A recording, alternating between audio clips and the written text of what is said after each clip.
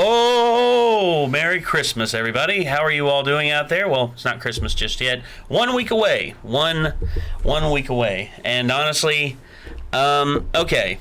I know some of you are tuning in because I made an announcement earlier on the Discord about information that is going to be, about some information about what we are going to be doing on Christmas. We're going to be doing a Christmas event. I'm going to lay it out right here, right now, what we are doing on that day, 100%. We are going to be doing a Christmas community giveaway. And what that means is we are going to buy 5 gifts. We're going to wrap them up. We're going to put them in front of the tree that we have currently. And we are going to let chat pick which one we open first. And as we open them, people can actually enter in the raffle, or not raffle, but enter in the giveaway on the Discord we're actually probably going to open up a separate channel and you can actually enter in there. And then once we decide, well, that was quick. Yeah.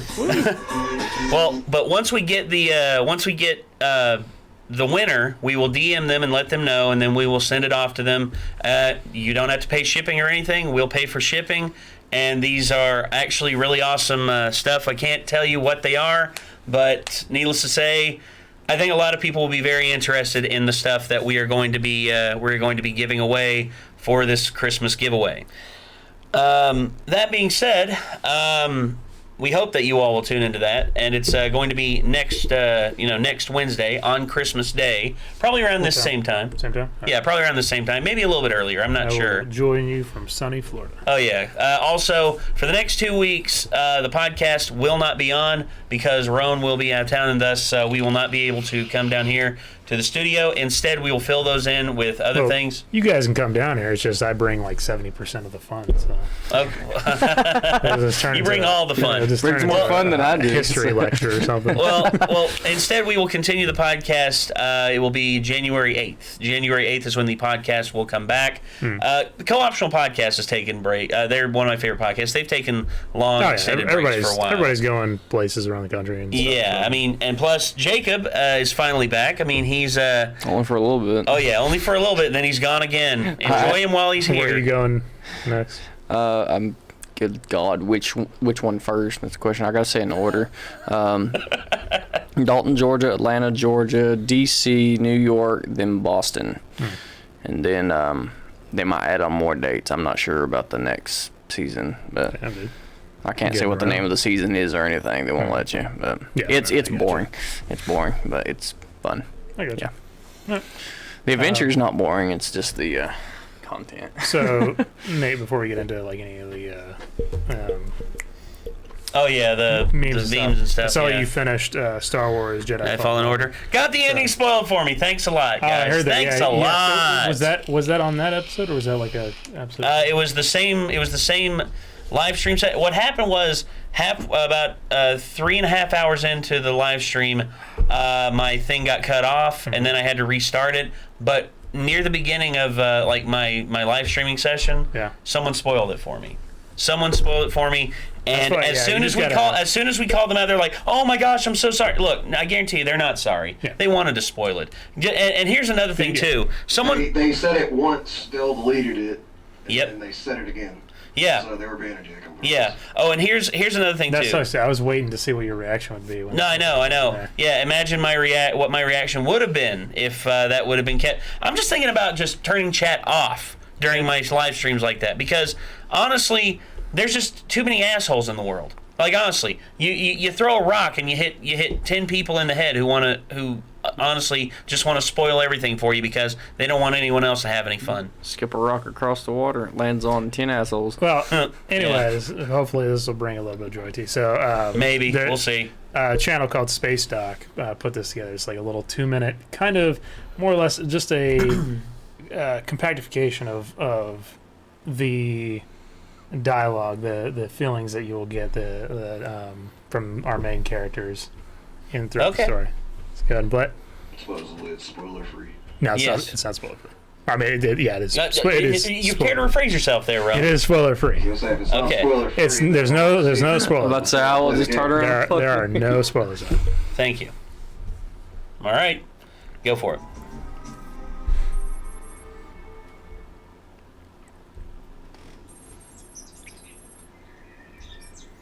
Hey, it's Grease, right? Before I met you, I was alone. All I cared about was money. But now, with the two of you on this ship, I have a family. I've recontextualised everything that matters to me. I know what life is about and the things that are important in this universe.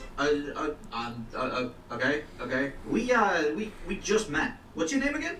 Cal, I know we've had our problems lately, but I want you to know that I trust you. I believe in you. We wouldn't have got this far without you. Okay. Together on this ship, we trust one another, and I trust you, and you trust me, and we believe in each other, and I believe in you, because we wouldn't have got this far without you. Does anybody want like a sandwich or Grease? I believe in you. We wouldn't have got this far without you, because we're all in this together, and I trust you. I trust you too. I believe in you. I'm a gambler, and I will put my bet on you, because I believe in you, and I trust you. Hey, Grease, that smells good. What's cooking? It always smells good, kid. Because I got my ship and my crew, and we're all in this together, and I believe in you, and I trust you, and we wouldn't have got this far without you. See how we got this ship? Okay. Thank you for watching. Well, I thought it just No. I can see the comedy. I did notice I haven't played the game yet at all. the so. dialogue kind of like they pushed that a little hard. To some degrry, yeah, but at the same time, I still love that game. Now, Hard. what do you think about our mystery character towards the end? I honestly, Spoilers. I know no spoilers, but if it hadn't been spoiled for me, I probably would have been blown away. But when I got spoiled on it, I didn't want to believe that was the case. That maybe that was not the whole thing. But as soon as I heard a certain noise, I'm just like, all right, that's it. No. I paused the game and I'm just like, I saw that. That's not what I'm talking. I'm talking about our another character that may or may not join the crew towards. Them, yeah. Yeah. That's the new thing. Hello, you're interrupting a podcast. Never call again, or I will find you and I will hunt you down, and you do not want to know what's going to happen next. Bye-bye. Telemarketers. Yeah. Oh, Don't you love them? But open enrollment is now. Yeah. But Nate, your car warranty, you need another year on that. No, I don't. Car warranty. No, I don't. Word. Hold on. Let me make sure that was actually a telemarketer. But usually I can just tell because it's like. It was a telemarketer. Okay, because I've received calls from them before in that area. They usually call from a certain area, and they give you. This is your grandma. I don't appreciate the way you talk to Oh, me. light blue. Oh, goddamn. Light was just like fuck it. Thought I just got Boom. deneuralized. He was like, I'm tired. Yeah. Fucking goddamn it. Going into sleep mode. These bulbs cost $20 a piece. That pisses me off. Well, that one blew out on us another time during one of the podcasts. And then I replaced the bulb, the $20 bulb, and now it just fucking and now died it blew again. up again. But, the lights just hate you, don't they? Yes, they do. Hey, at least you still got like our other big forget lights. the main We're one, still so good. it's- Is it Alright, too okay. dark in this camera now? I don't think so. I don't think so, yeah. Well, I upped the brightness a little bit just to get it. Yeah. As long as we get that main one going, we're good. But, Yeah. So overall, yeah, the whole thing with Star Wars Jedi Fallen Order. A lot of people say, "Oh, it's borrowed. Oh, there's so much stuff in it that's borrowed. Oh, the only thing interesting in it's like it's pretty much it's like Sekiro or Dark Souls set in the Star Wars universe." I'm like, and your point I being did hear that, like Jedi Kiro or something. Jedi Kiro or Dark or God of Wars. But overall, for the people out there that say that, all I'm going to say is this. You give a studio like Respawn 2 years. That's how long they had. EA came to them and said, hey, we're going to give you 2 years to make this game. Go. And they say, we want a AAA single player title within 2 years. Good luck. Looked fucking magnitudes better than fucking Battlefront 2. Well, as of right now, they've actually re-released Battlefront 2 with some really big updates. And a lot of people are actually liking it. A lot of people are actually liking it a lot. Did they learn their lesson and fucking shit can the monetization? Yes. Yeah, that's good. Yeah, they completely shit canned it. All right. And they've also added in a bunch Better of free late than expansions. never, I suppose. They've added in a bunch of free expansions as well. And they've actually I'm actually interested in playing it. I might give it a try. I don't know. I really don't know. But overall, yeah, there's been a lot of stuff happening here recently. Both all of us having stuff going on. You know, he's leaving to go to Florida. He just got back from New Orleans and Indiana, and he's going to be leaving again here soon to go to DC, I might have a couple other jobs in between too. Well, yeah, so I might actually be gone the 24th through the 1st as well, and Jesus. then after that, then I might be leaving on the 3rd through the 14th. So I don't know yet. Hitting it hard, my friends. Yep. Hitting it hard. It's hard, but I mean, they say it'll snowball, and then when it snowballs, it just doesn't stop. So hopefully, Yeah. hopefully it doesn't stop for a little while until. We now cut to Jacob 6 months later, just like sitting there holding a cup of coffee, just like I can't. He's got I can't. Like a fucking I got everything you said. I got to schedule. I got to schedule everything. I got to copy everything. I got schoolwork, man. I got everything. I got plane tickets to order. We got to get the truck loaded. I don't understand what's going on, man. and then all of a sudden you get a phone call, and it's just like, hey Jake, I need you down here right now. We're actually Copy. Oh. Was that the guy you told off on the phone?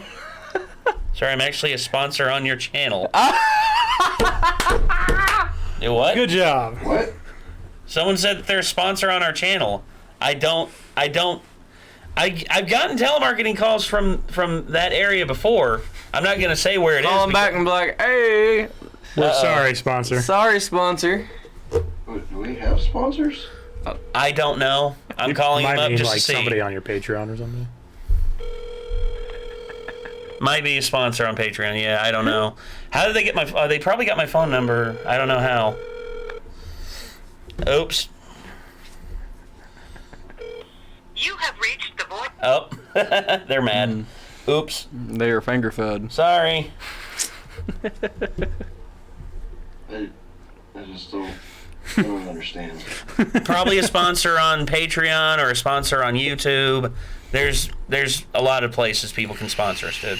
Well, It's just weird. to be fair for that guy, I've had calls from people who like I don't know. In your defense, 80% of calls these days are just fucking robocalls. So it was a genuine reaction to what you just would have. Oh, if they sponsor your show, then they know your humor too. They should, hopefully. They should. If not, otherwise, they're sponsoring the wrong. Otherwise, I'm going to notice. So and so has deleted their support from you on Patreon. Well, there's one, there's another, and there's another, and okay, we're officially broke. Good night, everybody. Yeah. That wouldn't be good. I know. I think Yeah, you're that being would serious at first. Like, shit. Well, no, and here's the thing. I don't mean anything when I do that. My whole thing is just I've been dealing with telemarketer calls all day. I got one this morning from a bunch of people saying, "Oh, you should actually do this here. You should actually do that there." And I'm like, "Why should I do that? Why should I extend my warranty on my vehicle that I don't plan to have for the next here in the next couple of years? Why should I do any of this crap that you're telling me?" It's like, could you make a donation to? No, I don't want to. If I want to make a donation, I'll make it and I'll know where the money's going. Yeah, it's definitely a fucking load of shit. But, Yeah, it is. You wanted to talk about the Game Awards? Oh, yeah, the Game Awards. A bunch of trailers for the Game Awards. Yeah, a bunch of different... but a bunch of awards. But the one thing a lot of people had a problem with at that game show was the Xbox Series X, which is a stupid name. Very, very stupid name. And Did like Microsoft forget how to use numbers back after the first Xbox? Okay. Like they had 360 and then 1. Here's what I would have done. Here's what I would have done with this new Xbox. What I would have done is I would have called it the Xbox Infinite, and I would have had the infinity symbol in the middle. You know, like the A and then it would have played into the Halo Infinite thing. And not only that, but they say that there's an option for you to lay it on its side. And what happens when you turn an infinity symbol over on its side? It turns into an 8. Yeah. And here's the interesting thing about this new Xbox Series X. It is the 8th iteration of all Xboxes. The original Xbox, the Xbox 360, 360 Slim, the 360e, the Xbox One, the Xbox One S, the Xbox One X, and now this new X series. I know what I'm calling to me that would have made design sense. That would have made like logical sense because the Xbox Infinite. I'm just calling it the new Xbox. Does it take that way this? people know what I'm talking about? Yes. Okay. It has a disc drive on the front. Okay. I wasn't sure if they were trying to go the whole like discless route or something, but I figured that would be the case. I figured they'd all be discless. No. Well, the thing is though, Discless. backwards compatibility is a huge thing for people. Especially for Xbox. It is for me too. Especially for Xbox because they've gone back and they have made so much of their old catalog on both Xbox and 360 compatible on the Xbox One. Yeah. And that's actually one thing a lot of people just prefer the Xbox. It just runs like absolute trash because it's emulating it. Well, no, actually, a lot of people are. Have you played Halo Reach on Xbox One? It runs like ass, like absolute ass. Well, I've seen Chad play Elder Scrolls 3 Morrowind on his, and it runs perfect. Damn, that game came out for PC years ago. I know, like, right? Damn, wait a minute. I forgot that was even an Xbox title. Yeah, yeah, it was. I mean, I like the design. The only thing I'd be concerned about is like if it's going to fit on lower height shelves and stuff. Well, that's what a lot of people are saying. It's like, oh, well, hey, where can I put this in my entertainment center? Because they did like the measurement because they put an Xbox controller in front of it, and it was like that high, and I'm like, and they were just like, well. What do we do? I'm imagining memes that come out where like you see one like it's like shoved at like a 45-degree angle, leaning in there. Somebody, like in a bookshelf or something. You see another person has just like duct taped it to the back of the TV. Yeah, or with a vent for the TV. Or they like literally cut a hole in the wall and stuff it in there. And you'll have the one person that has the fucking weird ass entertainment center with fucking round hole shelves or something, and they'll be there trying to shove a square box into the round hole thing. But okay, the display case it just rotates it in a circle. So from what this new Xbox is promising, I don't expect it to live up to it, but if it does, it'll be amazing. So they're saying that it can do 8K at 120 FPS. I don't believe it. On the base model? Yes. I don't believe it, but we'll see. That being said, though, they've actually done tests in the past. Linus Tech Tips actually did this one. It was Luke from Linus Tech Tips. He tested an Xbox One X straight out of the box against a PS4 Pro and against a PC that cost the exact same amount as an Xbox One X. And do you know what he found? He found that the Xbox One X actually beat out both the PC and the PS4 all in the same when it came to gaming and all that. At the same price point. At the same price point, yes. And whereas you're talking about performance and resolution wars, though. Well, I know performance and resolution wars, but not everyone can afford graphics cards like for $1,000 because like the RTX 2080 Ti is right now the current top of the heap when it comes to consumer grade cards. I want a 1080, and then of course there's the Titan. There's the Titan. The RTX Titan X. There's there's a whole bunch of other ones out there, but needless to say, they're not on the cheap side. Whereas Xbox, you're pretty much getting a computer system, which that's what they're saying it's going to run more as. It's going to run more as a computer system, like a PC, than like an Xbox. Building a high-end like rig PC. I mean, I guess me being in like editing and animation stuff, it's a different ball game from just. Oh yeah. But if you're talking about just gaming, but if as far as if you're trying to set it up to be like to balls of the wall with a PC, strictly gaming, that is an investment. Yeah, it is paying like really. Cars if I had a computer with like 4 RTX 2090s in it, I'm like, that's really cool. Yeah. Well, that's the thing though. It's not just load up After Effects and just like try to just cluster load it full of effects like particle density filters just all over it. I've seen some editing rigs. There's a guy who actually has two RTX Titan X's, and he showed me this. He showed everyone his editing on Adobe After Effects. Do you know how many layers of different stuff he had? That includes audio, video, special effects, overlays. I've seen feature films with up to 128 layers per shot. This guy had crazy. This guy had 174. 174 layers. and he played it all through, and it rendered through perfectly. Really? Yeah. The Titan X's are designed for that. Quadros are the best. That's what I would have done. Tech Tips basically destroyed 4 Titan X's on there trying to run 8K footage. Well, I know, and that was a Titan X 3 generations ago. Whereas the RTX was now, dude. You compare an RTX Titan to an original Titan X. You have video editing cards like Red makes them, like the Red Rocket, but it's about $7,000. Yeah, whereas Linus recommends you just get a Quadro. No, they performed at the Quadro. It was about 65% difference from the Quadro. They built a $10,000 rig, and then they put with the Red compared to 4 of those Titans. I'm sorry, 3 of the Titans to 1 of those Red Rockets, because the price point's about still cheap. 3 Titans was still cheaper than 1 Red Rocket, but the 3 Titans would still crash every time. Just the Red Rocket it's made for resolution scaling, and 8K resolution technically isn't 8K, but 4K isn't technically 4K. It's 3.8, and then double scaled on most sensors. So like an Aries sensor is like 3.6K, but they run 2 of them on top of each other and turn them this way, so it makes it widescreen format. So that's how they get like 6K resolution and stuff. But really, in a video game, the resolutions of like what you're hearing in 4K, most of the images on those textures are not even 1080p. They're not even 720p. Most of these things are like 360i for some of these little texture packets that are put together on every corner and shape and polygraph of it. The biggest issue is the rendering and the processing power that can render all of them at once. That's what gives you the thing. Now, your image stretch size and your zoom quality, that might be in 4K, but if you zoom in far enough on any game, you're going to see the resolution of each and every grass piece isn't 4K.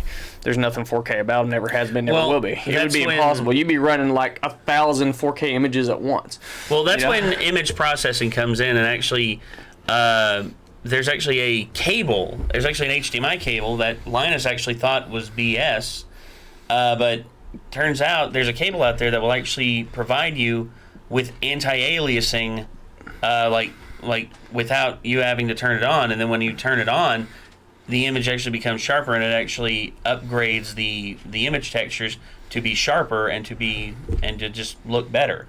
They actually showed like You're talking about like a bit depth ratio, because like you can get an HD SDI that's like 12-bit encryption at 8K, and that's extremely high. Well, but HDMI right now is limited to, I think, 10-bit, I believe. 10-bit 4K. HDMI 2.1 though. No, 2.1. Okay, I forgot there's different versions of HDMI. Well, because HDMI 1.4, that was capped at 4K 30 FPS, and then 2.0 came out. Now I was talking about the bit rate.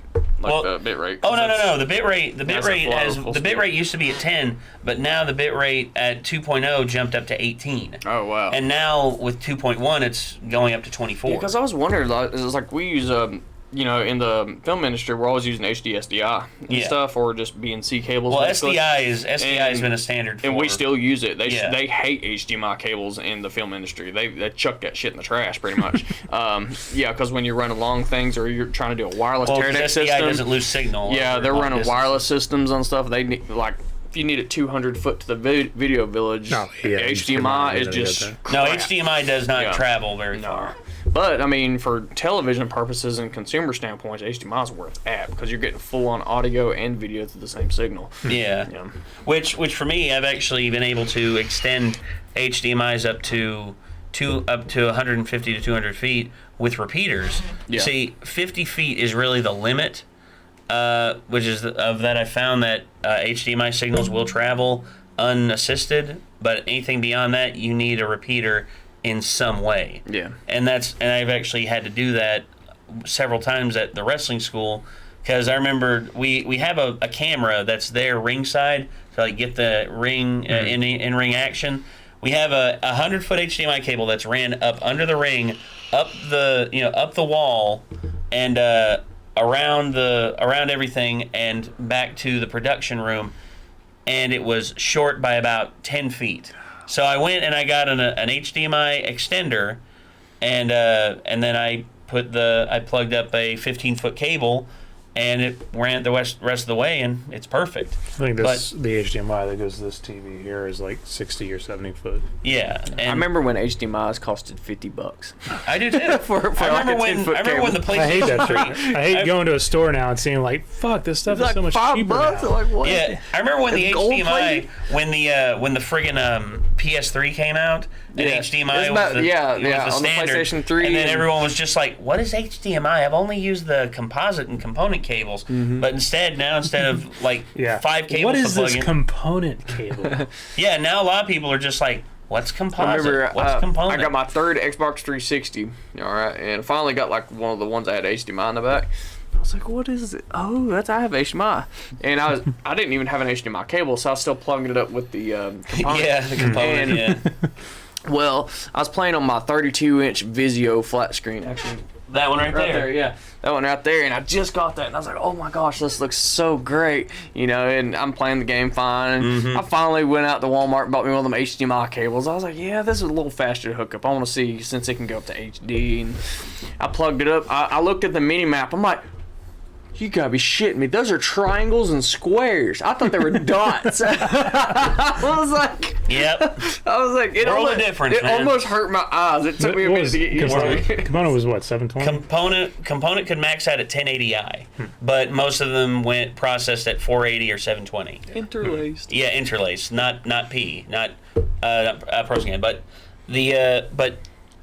once you jumped up to HDMI standard, 720p, 1080p, just complete different like ball game. There's actually the GameCube, interestingly enough, has its own separate connector that was only available in Japan. Yeah, you talking about the little adapter that turned it into HDMI? You could. It's made by a third brand party, but they somehow made it to where you can make GameCube in 1080p. Yeah. And through HDMI. I was like, what? Yeah, and it works pretty good. Yeah. Although I will say this. It's like $150 for this adapter, though. Yeah, which I'm just like, nah, not going to do that.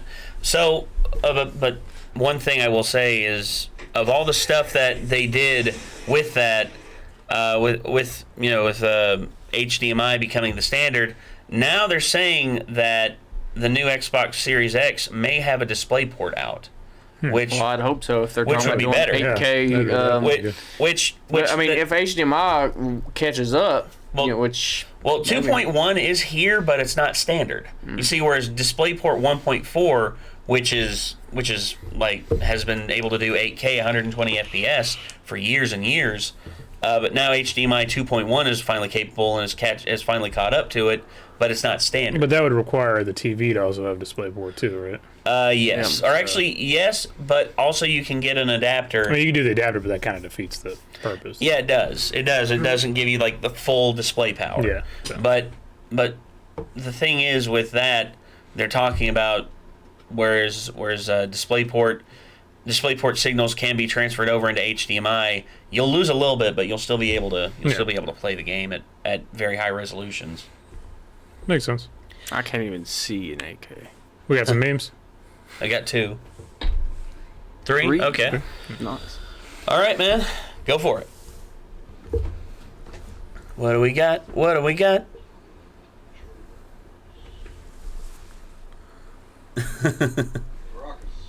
Caracas. Well, I can suck your... No. Yeah, from YouTube. And what can you do, my feminine fellow? I can suck your dick. No. You're lost. No. What was that originally from? Has-Been Hotel. That's what I thought. Has-Been Hotel. We got recognized by someone dressed up as Serpentius at this one convention. Like, we were just standing there. We were talking to this one guy, another guy who recognized us. All of a sudden, this guy dressed up as Serpentius looks up at us. He's just like, Nate? And I'm like, oh God, here we go. And I look over at him like, I had my Renegade shirt on. It had the red R there. Yeah. And I'm like, yep, that's me. And he goes, oh my gosh, dude, I love you guys. You guys are awesome. And I'm just like, thanks, man. He had an over-the-top reaction. Yo, big time, dude, big time. Wish we'd been recording that. That'd have been awesome. Yeah. It's good to know. All right. Now, what's What's the next one, dude? Next one's from Dan. Freelancer Dan.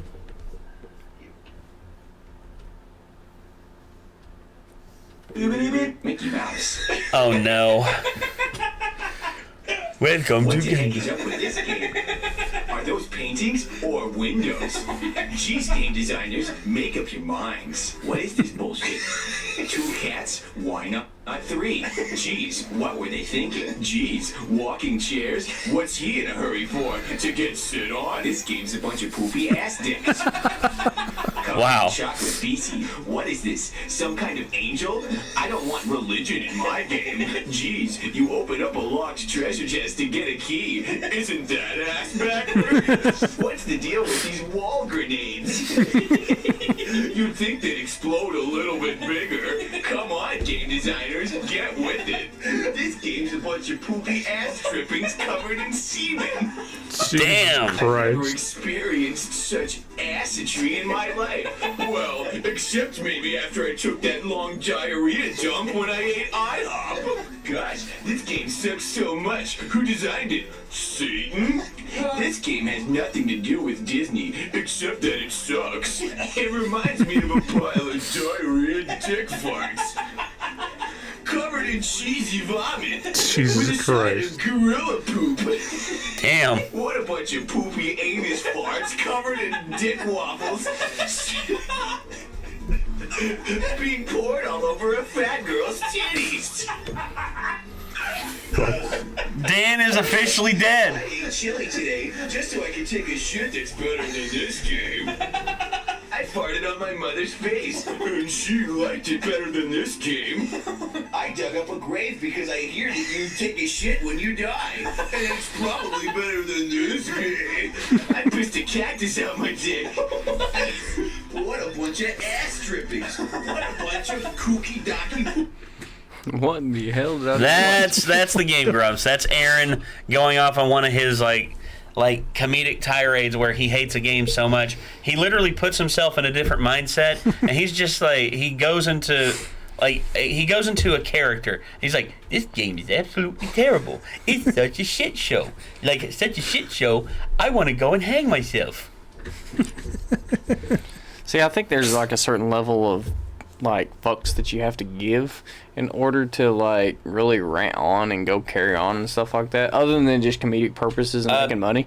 But like, I just don't care. If I don't like a game, I don't even care enough to bitch about it. Like, it's just like, okay, cool, I won't play it. I think it comes down to when you But if I guess when you if come you're- out with like especially like a sequel to like a game series, like I'm a Mass Effect fan. I didn't have as much problem with it and Mass Effect Andromeda as a lot of people did, but I understand why a lot of people didn't like Mass Effect Andromeda. I'm sorry. Yeah. My face is tired. Yeah, the biggest meme there, or the I'm gonna eat your soul, the fucking mouth jaw thing on her.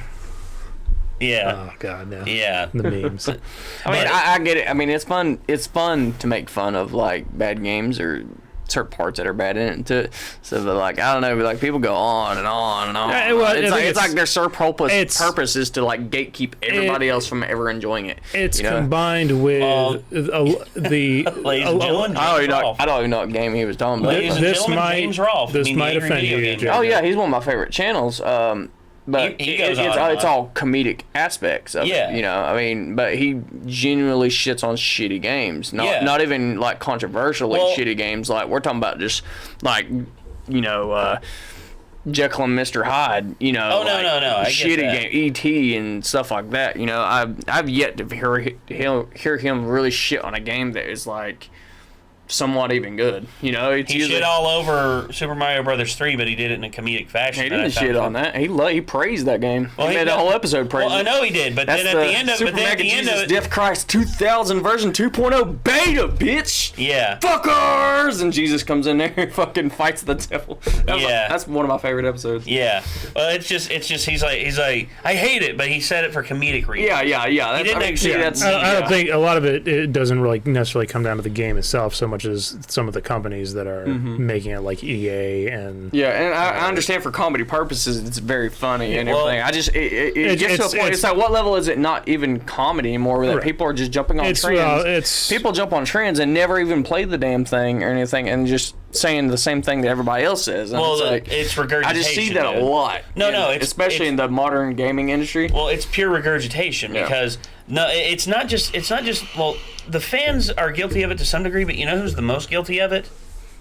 Friggin' game critics. Because here's the one thing that they do: whenever a game comes out, okay, for instance, anytime a superhero game came out, if you can find me a game review of a superhero game that does not say makes you feel like blank. Yeah. Makes you feel like, if you can find me one review in the last, I don't know, 15 years. It was like GameSpot with Nintendo. They hated Nintendo. Oh yeah, they finally started changing some of their stuff because they got flack for it by a lot of the. Well, of course, Nintendo is a huge part of the game industry. Now GameSpot they're shitting all over. They're shitting all over like big AAA games that are good. I remember they for the longest time they were just I remember that they gave what's it called? They gave one game like a 7.5.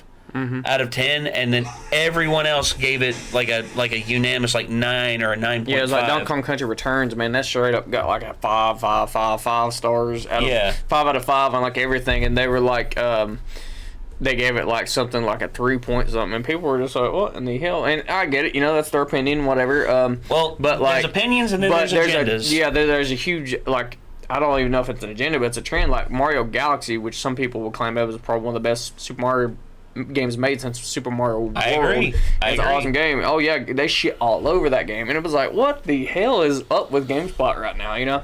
But I mean, people are biased at what they like and what they don't like, but that's the beauty of reviews.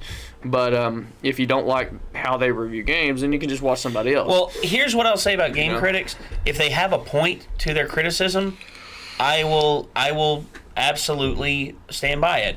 But whenever you go, there was this one guy at IGN who went back and forth when Sonic the Hedgehog 4 came out, when they were releasing the episodes.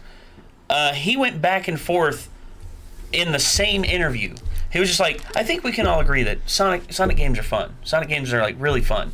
And then not 5 minutes later, he was just like, he said this. I kid you not. He goes. And I just want you all to know, Sonic was never fun.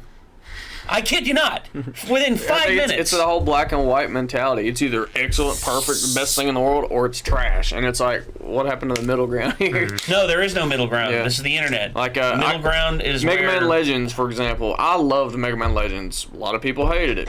Fair enough. You had a lot of big fans that were into Mega Man Legends that loved it, and a lot of people that hated it. So I mean, it's like there has to be a middle ground, but it's not great. It's not perfect by any means, but I don't see it as complete trash and shit and the worst game ever. Yeah, the thing about game reviewers is similar to film critics. A lot of it comes down to what the agendas their personal agendas that they believe in, but it's also just access.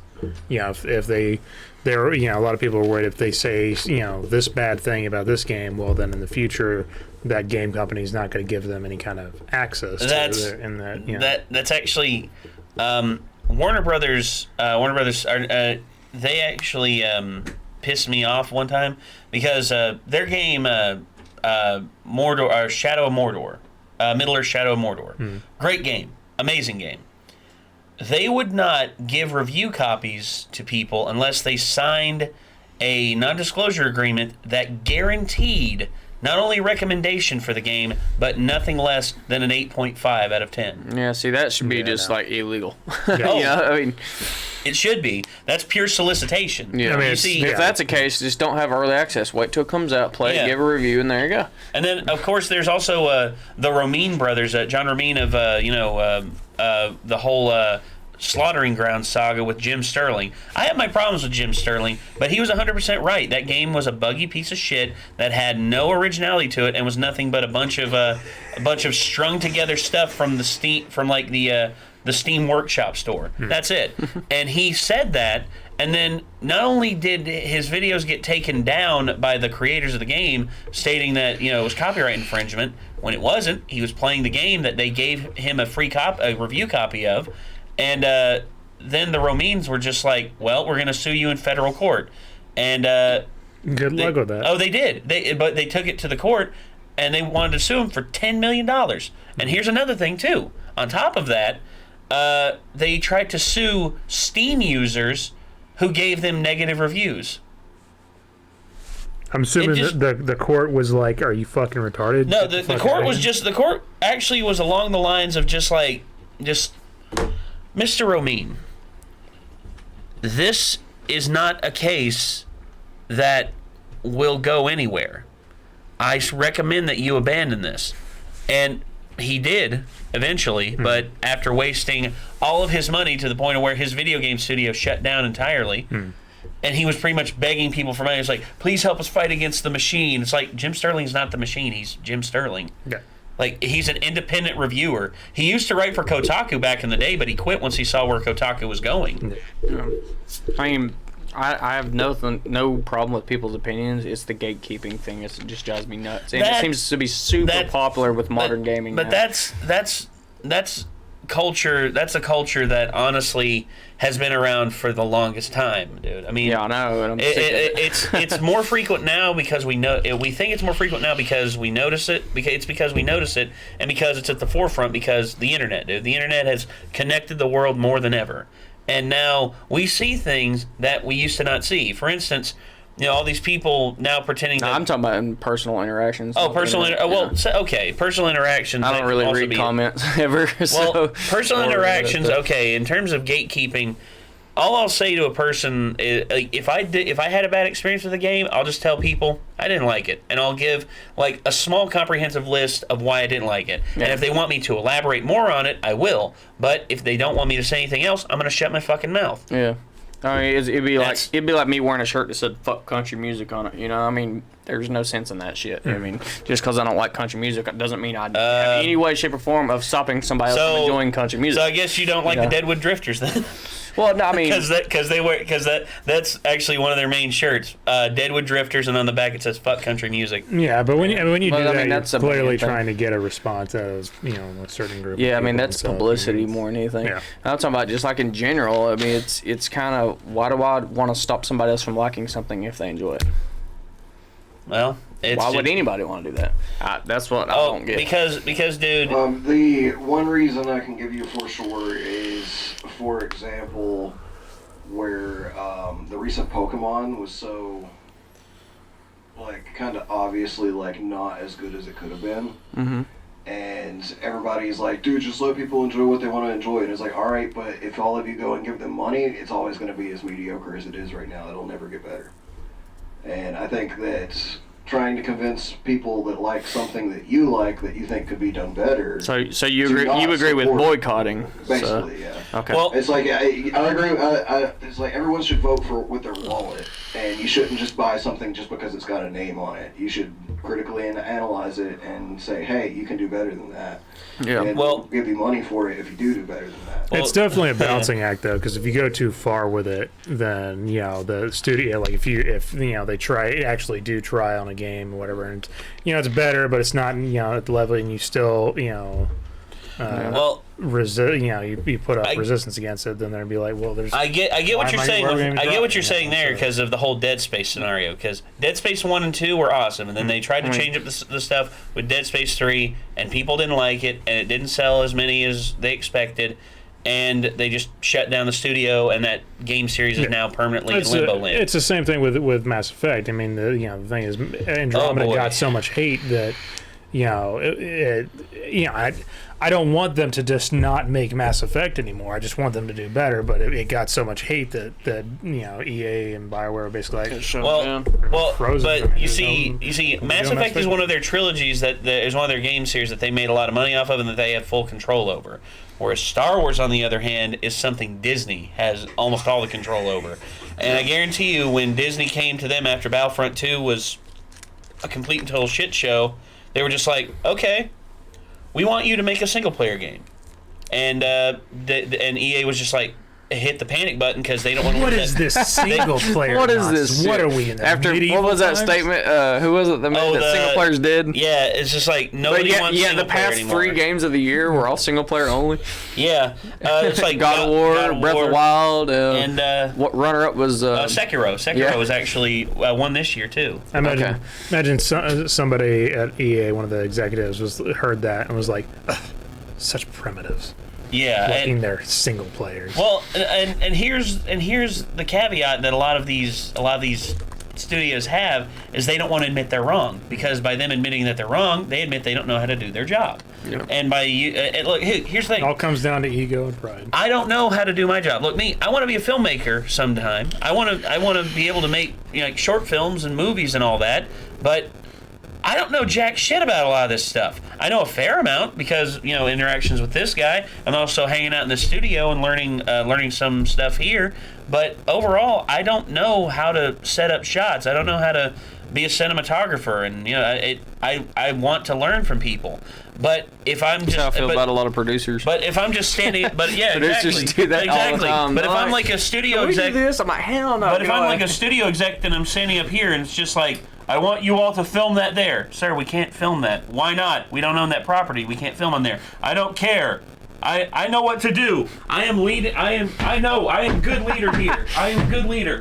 No. That's when I hand you. That's what, like, I can't stand the term. That's when I hand you. Well, they'll just fix it in post. I can't stand it because there are some things that you need to take into account in production. Yes. That goes into post production that you need to like look ahead for and see what problems you're going to run into. People like we just did we had a client do a music video here, and they wanted to do certain shots with the green screen and everything. But when you get into green screen king everything, you gotta be very careful. There's a lot of dynamics to that, and especially when you're talking about integrating like 3D environments and everything. Oh god, it comes down to like, okay, what's your lighting going to be? How is it? How is everything going to? What's the? We call it the 99% rule. It's got to be 99% perfect, and that 1% we can fix in post. But that 1% needs to be like one click close as we get, fine tune adjustments and done. Yeah, it's different if you're composing an entire visual effects scene, but then you're going to have a team of people working on it, and then the budget therefore isn't in the cinematographers, it's in the visual effects department. And that's why, like with green screen shots, when we're doing like the compositing and stuff, I always love like the still camera. Because if you're doing a moving camera, you're doing tracking. It's like, oh god, if you're doing a moving camera, and especially if you're trying to do flip of the coin if it's going to work or not. And if you're doing like multiple shots where like there's different things going on that have to be layered, if that camera has to be doing the same movement, it's never going to be the same movement. Never. And so that's why I like still shots where you just keep the camera in one place. And you just gently tap the record button. Well, I mean, that's the beauty about filming stuff in like 8K and high resolutions. Like people's like, well, why do they film 8K if you can't watch it? I'm like, no, because you can scale into things, it. I can scale into it this big and then add movement to it. Scaling is very important because I actually saw this. It was actually this brilliant piece of footage that was filmed in Hong Kong. It was a fight scene that was taking place all throughout this gigantic set piece. And during certain parts, certain people came in, they started fighting, and then they went off camera to the other side, but they moved in the shot, and as they moved in the shot and the people went off the camera to one side, the other fight started back here, and it kept going and kept going. And it was all one contiguous shot, and then they pulled back and you saw the full scale of the set, all filmed in 8K, and I'm just like, that's amazing. That's what it's used for. That's why the high-end cinema cameras do that. Yeah. People's like, you don't need that. I'm like, Hollywood does. Wrong with your mic, Nate. Oh, I think it's where I'm leaning this on it. Better? Maybe loosen up the... Yes, because you had somehow made the... I leaned my phone against it. Yeah, it was fucking it up. Sorry, I'll just do this from now on. I'll lean it against the little weight we got here. another meme, right? We got more memes? Got like 3 or 4 more? Awesome. Cool. All right, let's take a look. Jerry the Hero donated $3. Hey, thank you very much, Mr. Hero. Oh, we actually got more than that because Aerllette is making me take so much. Oh, Ariel. Thank you, Ariel. Ariel in the sky. Okay, I'll set up. Love you. Bye. Oh, I know this one. This was done as a joke, I think.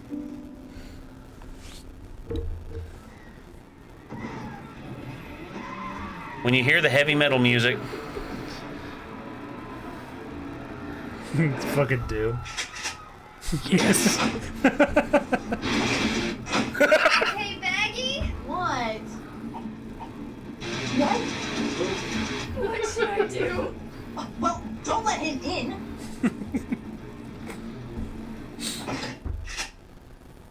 Oh.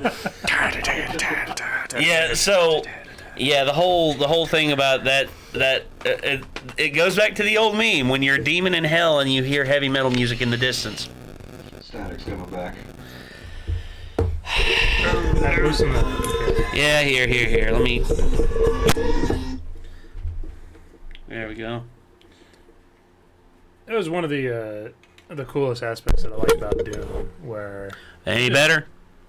Yeah, for now. Okay. it doesn't really fuck around with cutscenes or anything. It just drops you right into it. Just like the fucking. You talking they about open up with the mute. The latest Doom? Yeah, the, 2016. Yeah.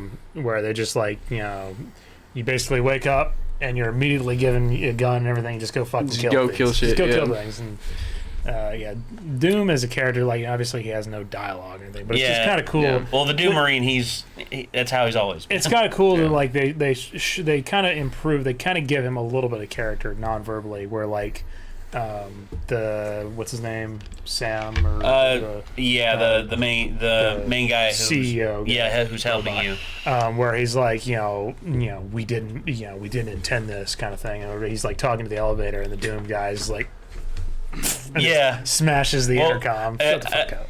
Actually, what's his name? He had there was one guy, Yahtzee, Ben Yahtzee Croshaw actually had an awesome. He actually has an awesome review of Doom 2016. If any of y'all want to watch it, it's one of the funniest things ever. He says he's like, in terms of character development for the Doom guy, all you get exposition, but as soon as the exposition starts, he smashes a screen like a confused gorilla. It's like, kind of, because as soon as like I was actually impressed with how well that game did. To me, it was like Doom 3, which was my favorite at the time. It's a good game. I mean, I loved the little story elements that kind of progressed it through to everything that what happened, and then like the big epic boss battles. This one seemed like Master Chief just got unloaded into hell. And it was just like, go kill, and jam out in the middle the whole time. Of course. It turned out to be like really, really good. And when you multiplayer was awesome on it, And when you got a soundtrack made by Mick Gordon, I mean, you can't go wrong with that. I mean, I like how they told him on that one soundtrack, no guitar, and he took a chainsaw, revved it up, and added distortion through it, and slowed it down to the wavelengths of a guitar, and made guitar. Well, that's originally how he did it. You can't take the axe out of metal. Well, come on. That's originally what he did, but then when he did main that, weapon is the fucking guitar. When he did that, the studio was just like, "Is that a guitar?" He's like, "No, actually, it's this," and he showed them on the synthesizer him doing it, and then they were just like, "So this actually works with guitar. Can you actually add in guitar?" And then after that, he was able to add in all the guitar he wanted. You can throw a distortion sure, if we're pedal gonna on fucking do this roundabout game where I have to do all these different things, sure, I can do that. And then he goes at it with his Regius 8-string monster guitar, which there's actually. He said he hated that thing though. He said he despised the 9-string he did. Oh, the 9-string. Yeah, the 9-string which he gave away. he was just like, I had a 9-string that I did the main theme with, and as soon as I was done with it, I was just like, I don't need this fucking thing. I hate it. I can't think of a single dumb thing.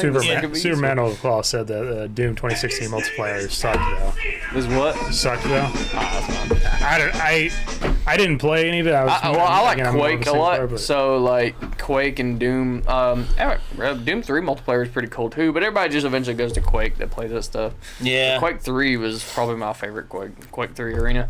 I played the shit out of that game. Oh god! Taking a railgun right to the face. Dude, I love the weapons in the latest Doom, like the fucking three separate barrel, like 3-barrel triple minigun things. Yeah, that was awesome. That and that railgun. Ariel just donated $50. Oh, dance for me, Nate, Quitty, please. Oh. I'm a Barbie girl. Yeah, Barbie girl. Here we go. Cause you got that. Hold on, let me see if I can do the Ricardo turn then. I'm nowhere near as sexy as Ricardo, but I can try. Play, was it fucking, what's the dancing move? Or no, goddamn! I'm trying to remember what the song is. Gotta get that boom boom boom. No. Gotta get that boom boom boom. What's it from? What movie's it in? They played it in fucking. Oh my god! I'm having a brain fart. Sounds like me. We ain't nothing but mammals. You and I. Yeah, you and I. But mammals. Let's do it like they do it on Discovery Channel. Come on. I forgot the name. I forgot the name. I used to of the play movie. that shit like throughout the mid 2000s all the time. I remember Yeah, that. that's it. Nick got it. I actually saw my Ricardo turn. That wasn't bad. Although I'm much fatter and nowhere near as sexy. But I like this December actually has been a lot of fun so far. My mom for those of you who've been tuning in on the story, my mom's kittens, she gave birth, her one cat gave birth to 7 kittens. One unfortunately passed away. We couldn't get it to gain any weight. It just wouldn't feed, or we tried to feed it, but it just wasn't gaining weight. There was something wrong with it in terms of its like digestive system, we think. Sometimes they're born with defects, dude. Sometimes, and it's very rare, but there's only been one cat we've had that has given birth to all their cats perfectly, no defects, no nothing. And that's Juno, in which Juno is having her last litter, and my mom actually called me up last night in the middle of me editing videos and said, "Hey, can you watch Juno for us?" And I'm like, "Okay, how long do you want me to watch her for? How long are you staying up till?" And I'm like, "Oh." So, yeah. Uh-oh. Wait, that is what? why cats have litters. Just pure attrition. Oh gosh. I got to tell Mom the Juno's camera's off. Just as a little bit of a forewarning. Hello? Hello? Hey. Hey. Juno's camera's off. I know, she messed it up and it's not hooked to the Wi-Fi anymore, and I had to take Henry's down and hook Henry's up for her. Okay. Sorry about that. I just didn't know. I saw that happen. She's on Henry's now, so... Okay. All right. That's good. Okay. Sorry about that. Alright. No problem. All right, Mama. Okay, love you. Love you too. Bye. Bye. Yeah. It can't be a podcast without an obligatory call from my mom. Yeah. Because it's happened a lot. That's happened a lot on the podcast. It's like have like an opening theme, like a little banner that cuts to it. Like, this is the part of the show. This is the part of the show where Nate's mom... You just open up the episode that way. Yeah. You just like, it's all black and then you just hear, hello, hi Mom. Yeah, it's just like at the very beginning of the episode. It'd be awesome. Yeah, that would be pretty like cool. a rotary phone though. Yeah. Ding. My grandma. Yeah, I grew up with one of them. Yeah, my takes for fucking ever. Yeah, mine was on the wall too, so you had to like stand up and just like. Wait, what? It'd take you 5 minutes, and if you hit the wrong number, Yeah. or take too long. Oh my God. God. Oh, I have a good Okay. All right. Actually, if you want to go ahead and continue on the memes, I mean... This, the next 2 are also from Jerry. So, Jerry. 2 more $3 donations each. Nice. Thank you. There. Thank you so much.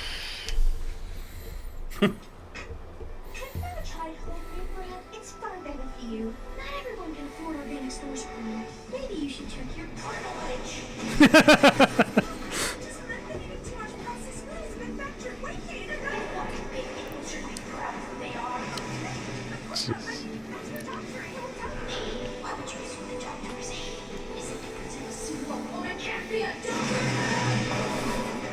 It's easy.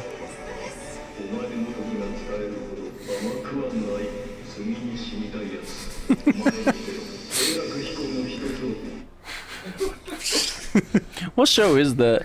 I forget the I name woke of up it. at It's called Gumball, maybe? I woke up in a Maybe. hotel the other day, and that thing was playing on TV, and I'm like, "What the hell is this?" I know the balloon with the balloon taking in the is it I think it might be a cucumber, which is weird. But the balloon off that show, it's like, vegetables are very important to you. Just like trying to take it in, like at the bottom, and I'm like, oh no, what are you doing? Stop. I'm still wondering why there was a talking cactus on that, but whatever. Oh well. So what's the next one there, Nick? Oh yeah, it was Gumball over earlier. Okay, so Gumball. Amazing world of Gumball, really. Because this says for a fellow Mass Effect fan. Ooh, what you got? You are not ready. Get ready. What's up? Suppose you want an interview. Even better. I think we can help each other. I'm a military reporter with a show called Belzeref.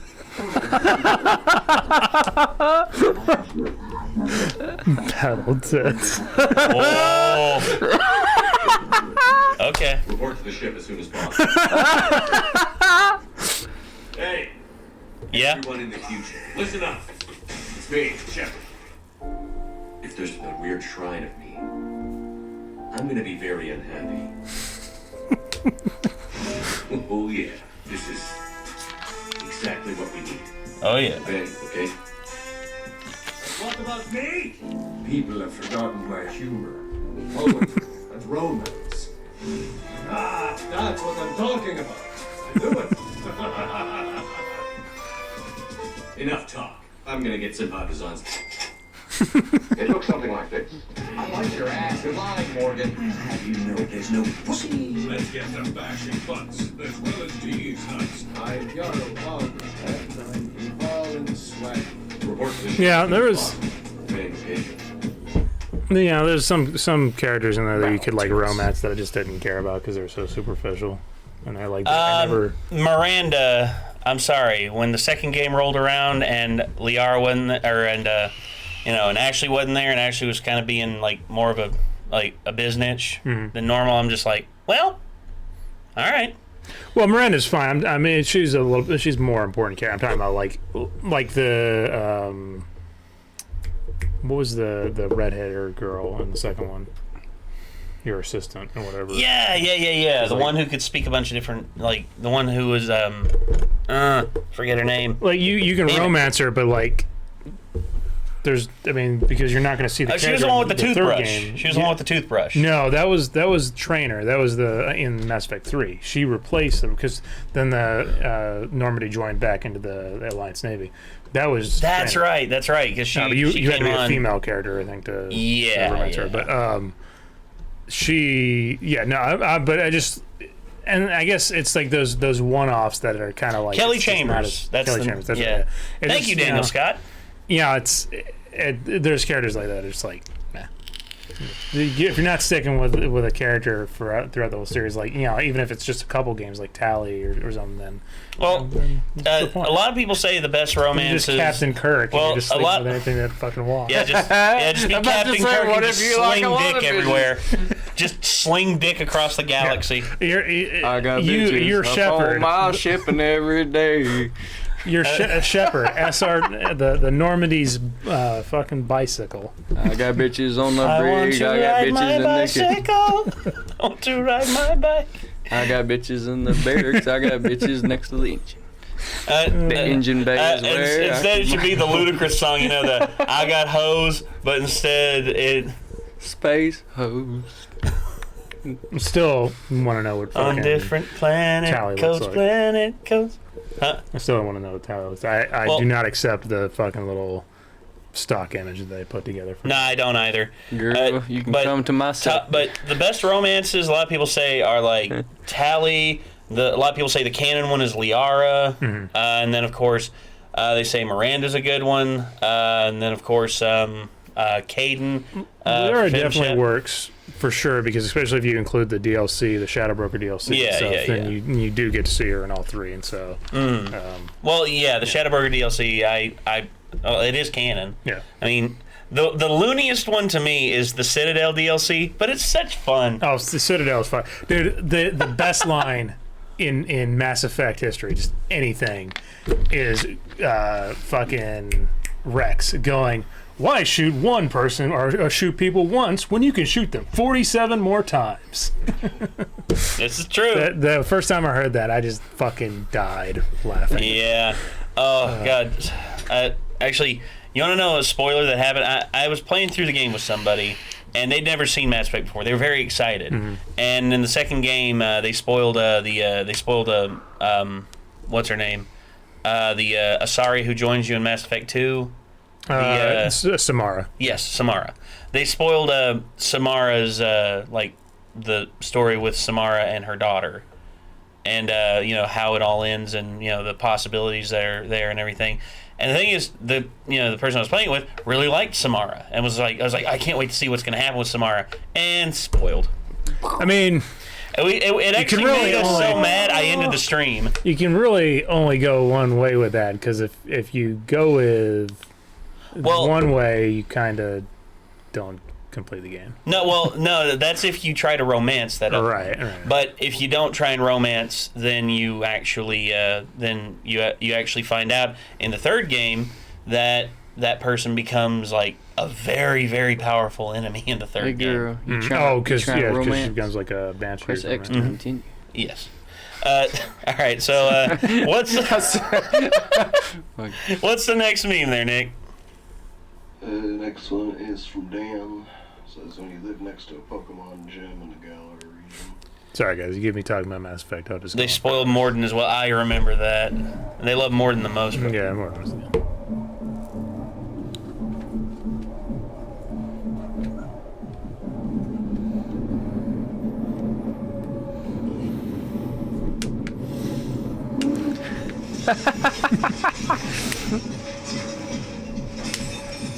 Pikazilla?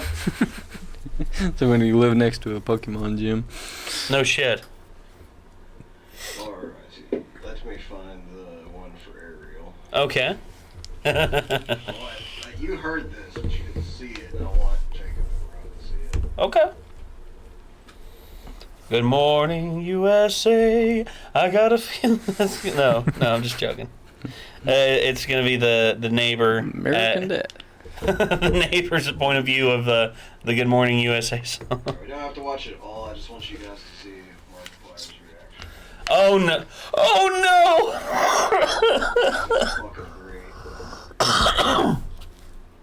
What kind of time code is that? 1 year. 358 days. 2 girls, 1 cup. Where are they now? What are they doing? Who are they? Here. Damn it. I've never seen 2 girls. Oh my god, well we have to watch 2 girls, 1 cup. No. No, you don't. You don't. How have you not seen 2 girls, 1 cup? I know. I saw it a long time ago, and I saw it years ago, and I think that's good enough. Expose myself to that. That was back when the internet was raw and free. No, you have to. The Wild West of it. Yes, it was. Where are they now? If you've never seen 2 girls, 1 cup. I don't want to. Man, the Windows XP days of the internet was awesome, though. You can find anything. Everything is censored. Let's watch it. Click on play button. Is he gonna puke? Is he gag? Watch. I don't even want to just watch. No, you don't. I don't want to think about it again. Just listen. See.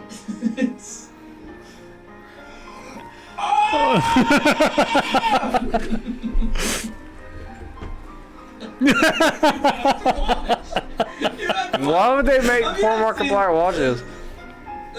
See, it makes me gag when I was watching. It's so gross. Oh my god! I mean, you can't unsee it.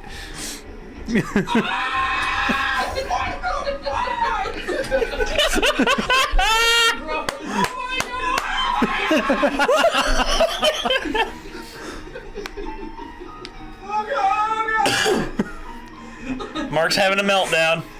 Abandoned ship. Wade, Bob, get in there. I know.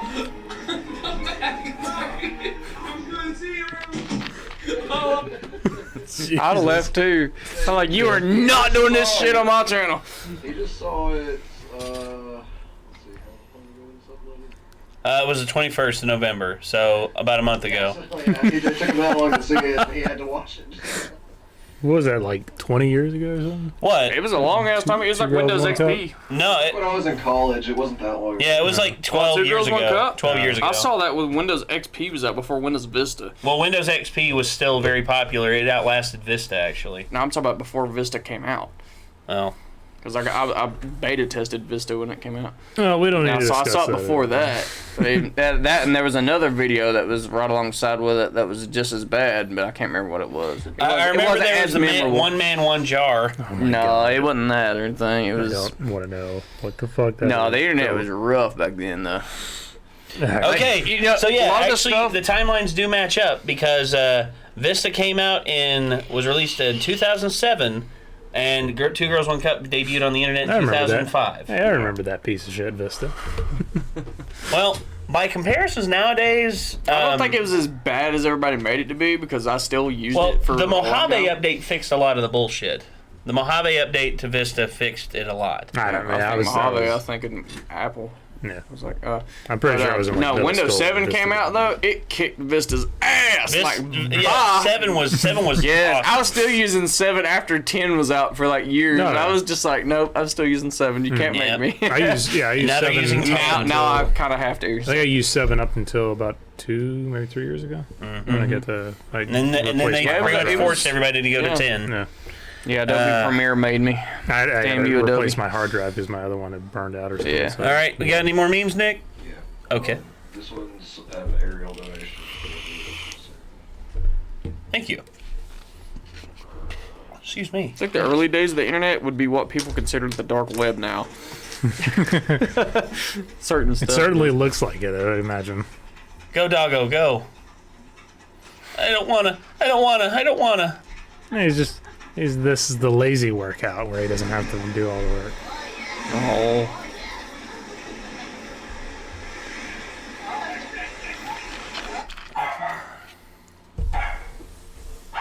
Oh no.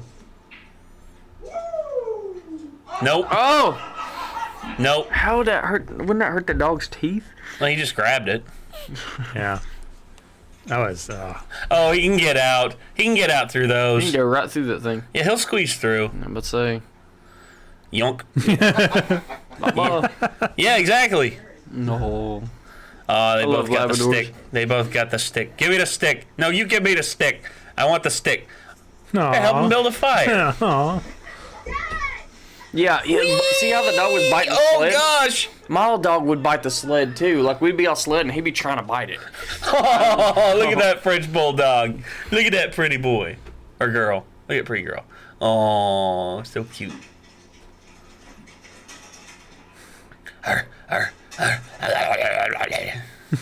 I want the mail. Give me the mail. Feed me mail. Oh, gosh. English bulldogs are some of the funniest Yeah, they animals. are funny. No. No. Walk! Walk! You ready to fall? Boy, walk, bud. You gotta walk, buddy. No. Go. Good boy. Walk. Nope. Sit, walk. Nope. No, corgi. Aw. I love corgis. Oh, crap. Oh, no. I love the look on your Almost. face when it's like, oh shit, oh shit. Oh, shit. It is. I love animals. With all the cats we have, it's always the saddest thing when I see a cat. Like they'll jump up and they'll get their top paws on the ledge. but And they've, no like, friction, and they just slide. they've underestimated how high they need to jump, and so now their back legs are just like hanging off, and they're like clinging for dear life, even though it's only like a 2-foot drop. Yeah. It's like it might as well be lava under them. I like to follow Dad's really trying to get on. My mom's cat was running one time, one of the running spells, and it jumped up on top of the counter, slid, and fell into the dishes, which was full of water. Oh. Yeah, because we had like the rinse sink on the side, and it got boom. My mom was like, "What the?" And then the cat guarantee was I'm over there dead. just eating my meal peacefully, and next thing you know, his cat just came in, just like. Covered in soap. You guys need some excitement today. Here you go. Boom. Yeah. It's like- Funniest thing I've seen one of my mom's cats do. It was Julius. It was the first time he was on this new wheel, the Ziggy Doo wheel. It's like a big wheel that has like a. I've seen those. Yeah. And he's running up full speed, and then all of a sudden, I think something perplexed him to stop. I think Mom came by the door because I was over there tending to Henry, and all of a sudden, Mom comes by the door. He stops, goes up and over, and and does like a flip. Does like a flip in the air and then lands on the ground. And I was like, oh my gosh, Julius, you okay? Julius gets back up. He's like, meow, meow, meow. Yeah. Like goes back over to Mom. Is just like wanting her attention. Yeah, cat's resiliency I is saw amazing. a video the other day of a guy got stuck in a car wash. One time he had this big water hose, and the car wash things, the big brushes inside that are spinning really fast. Well, he's walking around with this water hose, and the water hose gets caught in that thing, and he yanks it up. Well, he goes over and tries to fight it. No. Well, it wrapped him up too, and he's sitting there going in circles like this, and I'm sitting there crying, laughing. Because I really wonder how long that damn thing spun before somebody found him. You imagine the next car be coming in there and you're just like, what in the hell? No, you be out there like, what in the hell? Help! Please! Well, this is in like Alabama, right? Yeah, I have no. I mean, I was at a hotel watching it came on TV and I was just crying. Guarantee you, that's like some good old boy from Alabama who got drunk and tried to bet his friends he couldn't do it. I have to show you guys. And then all of a sudden he's like, dang man, I tell you what, no, god dang man, son of a bitch, I can't get that motherfucker, son of a bitch. You just hear constant thuds on your window. Hey Nick, just like, look it up. thud, It's thud, thud. Car wash takes employee for a ride. You have to show this, man. It's awesome. It's only like 27 seconds. Whoa, whoa, whoa, whoa, whoa. Well, they have the minute and 3 version too.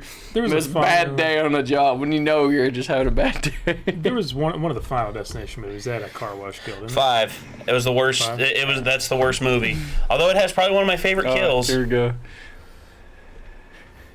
All right, here we go, ladies and gentlemen. Let's see what's cracking.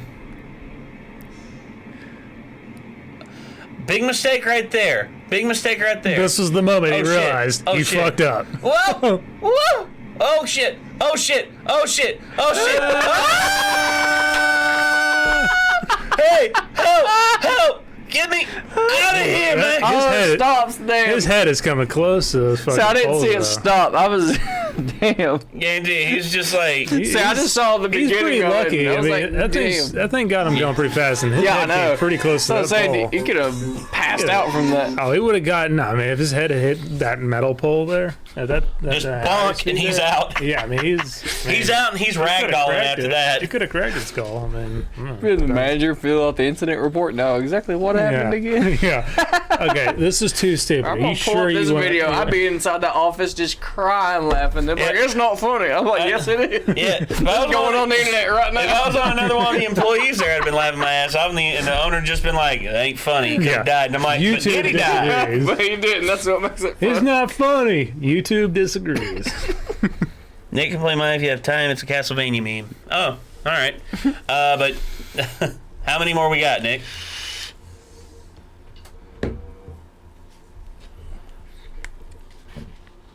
15. It's like 3. All right. 3 as well. And then we'll get to the. Original donated said salutations, ladies and gents, Mr. Original here, and today we're going on a little acid trip. At least that's what my contents dealer critics tell me. Do what now? My contents dealer critic. My contents. Hurry in for a free $2 Fridays gift card when you buy 10 Caribbean menus. Only at TGI Fridays. Hurry in for a free menu. That's right. Buy 10 Caribbean gift cards for free rips and all. That's right. You. Free trade. Hurrier. I know Southerners associate death with love. My grandmother and Paul taught me how to make my first pot of chicken. I dumped everything out. And my cooking is passing gas. It's really important that you get a big rack. Never forget that they have a big rack. The day I called my grandmother, I was going to cook all these awful meals. When I finally stopped to take a breath, I said, "Grandmother, are you there?" And it was just silence. Jesus. I didn't realize that she was deaf. Damn. This is one of the treasures in my kitchen, y'all. Treasures. And it came Has a out toilet of my brush? grandmother's back. I think the simple things in life are associated with death. I'm gonna be making every meal except breakfast. There's 3 ingredients. Good lord. Damn. Yeah. Paula Dean went hard, man. That was fun. He warned us. It was definitely an acid trip from his. I just love the book, My Entire Career in the Fire. Yeah. I was like, well, that's what you get. That's what you get for being a dum-dum. Freelancer Dan wants to know if I can show all of his, because it's just 20 seconds long. Okay, go ahead.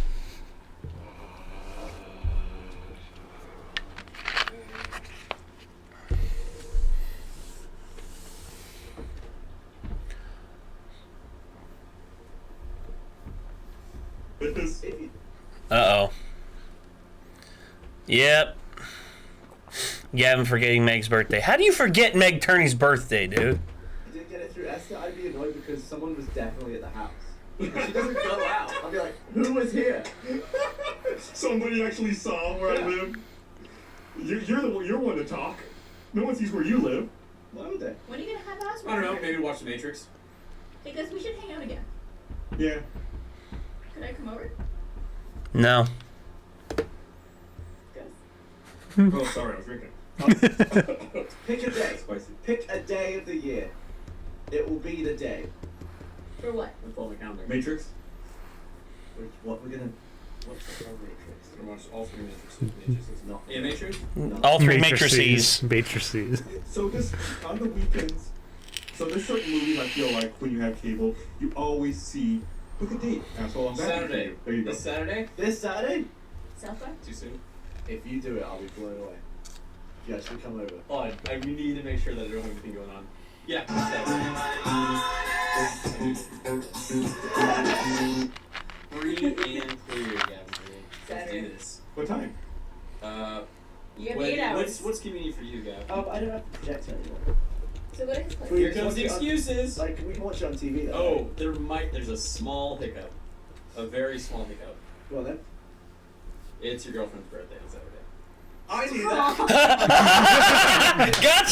Gotcha, Gav. Yeah, you run. He's gone. I'm sorry. I like how you're like, yeah. Because it's on my calendar. I think it connects to Facebook. I was on your calendar and not your calendar. Well, I mean, I knew it was. Or your brain. Yeah, like that. Yeah, that's the face of a guilty man right there. You messed up, Gav. You messed up. Or Jay. With Your each other. birthday, please come over. I bring popcorn. Like, what's up, boy? Like, what's up, boy? Happy birthday. You join? He pops out of a cake for her. She doesn't watch this, right? All of a sudden, he gets a text message. You asshole. I'm always watching. Hey, what if nobody send it? Yeah. Too late. It's on the internet. Too late, now. Gav. Too late, Gav. You are screwed. Gavino Free is a dead man. Are they still dating? Oh yeah, dude. They've been going steady since. I know Meg left the company like a couple years ago or something. Yeah, she left. She left about. I think it was 2016. It was the year after Monty died. Babe, honey, I planned a surprise Matrixy. Yeah. Right. We're gonna watch marathon on your birthday. The hell we are! I'm actually upset about a couple things. Lawrence has now left Funhouse. Have you heard about that? I haven't, but I don't stick. Okay, well, too much. Funhouse I've actually liked a lot. I've loved watching their videos and everything. And to me, it all started to unravel when Joel left, and then Spool left, and then about a couple months ago, Bruce left, and now Lawrence is leaving. How many are left? Out of the originals that were there, there's Adam Kovic, James Willems, and Peak and Elise. They just get tired of it or something? Or I don't. Bruce. His excuse was, or not excuse. His reason was, he wanted to start making his making a name for himself. He didn't just want to keep doing stuff for Funhouse and Rooster Teeth. He'll come in and still do live streams with them and everything and do gameplays and stuff. But he doesn't want to be like an official employee of Rooster Teeth. He wants to build his own brand. And so far he's done pretty good with that on Twitch. And then Lawrence, same thing. You get to a point where if you do the same thing over and over again, you reach burnout. Yeah. I almost reached that a couple years ago during whenever we were doing live streams, or whenever we were moved into the house we currently live in now, I actually didn't want to do reactions anymore. I was actually very seriously contemplating just stopping altogether and just rethinking what we could do with the channel. But then I remembered it was I think it was my nephew talked to me, and he told me that he loved our videos, and he wanted to see us react to this. And I remember we reacted to the thing that he recommended to us, and we actually got a really good laugh out of it.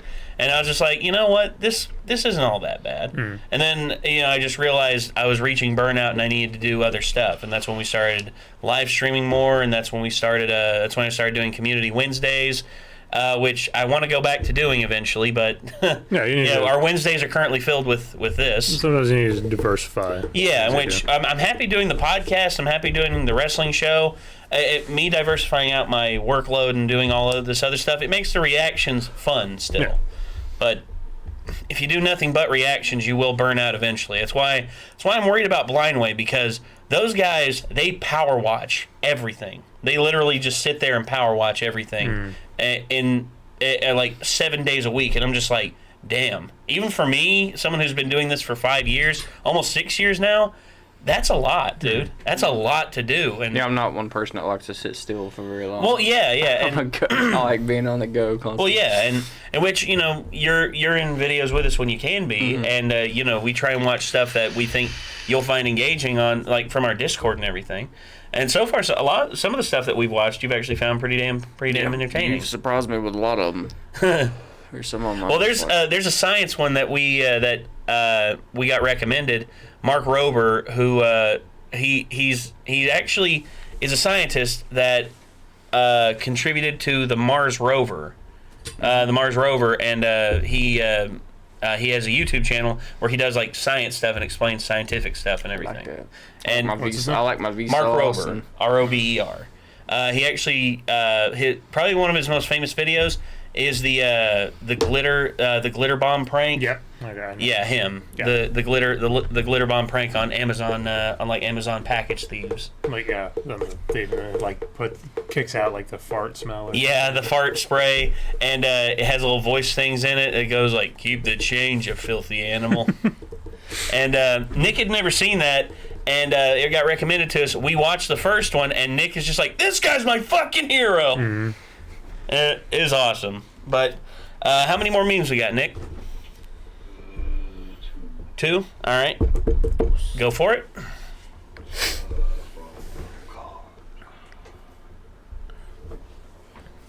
it's from Carmen Santiago, looking dude.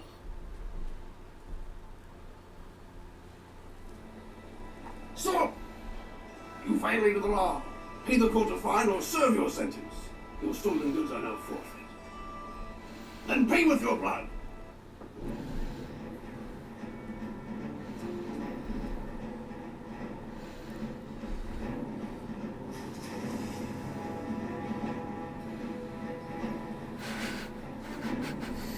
Even does the correct stroke for swimming. Yeah.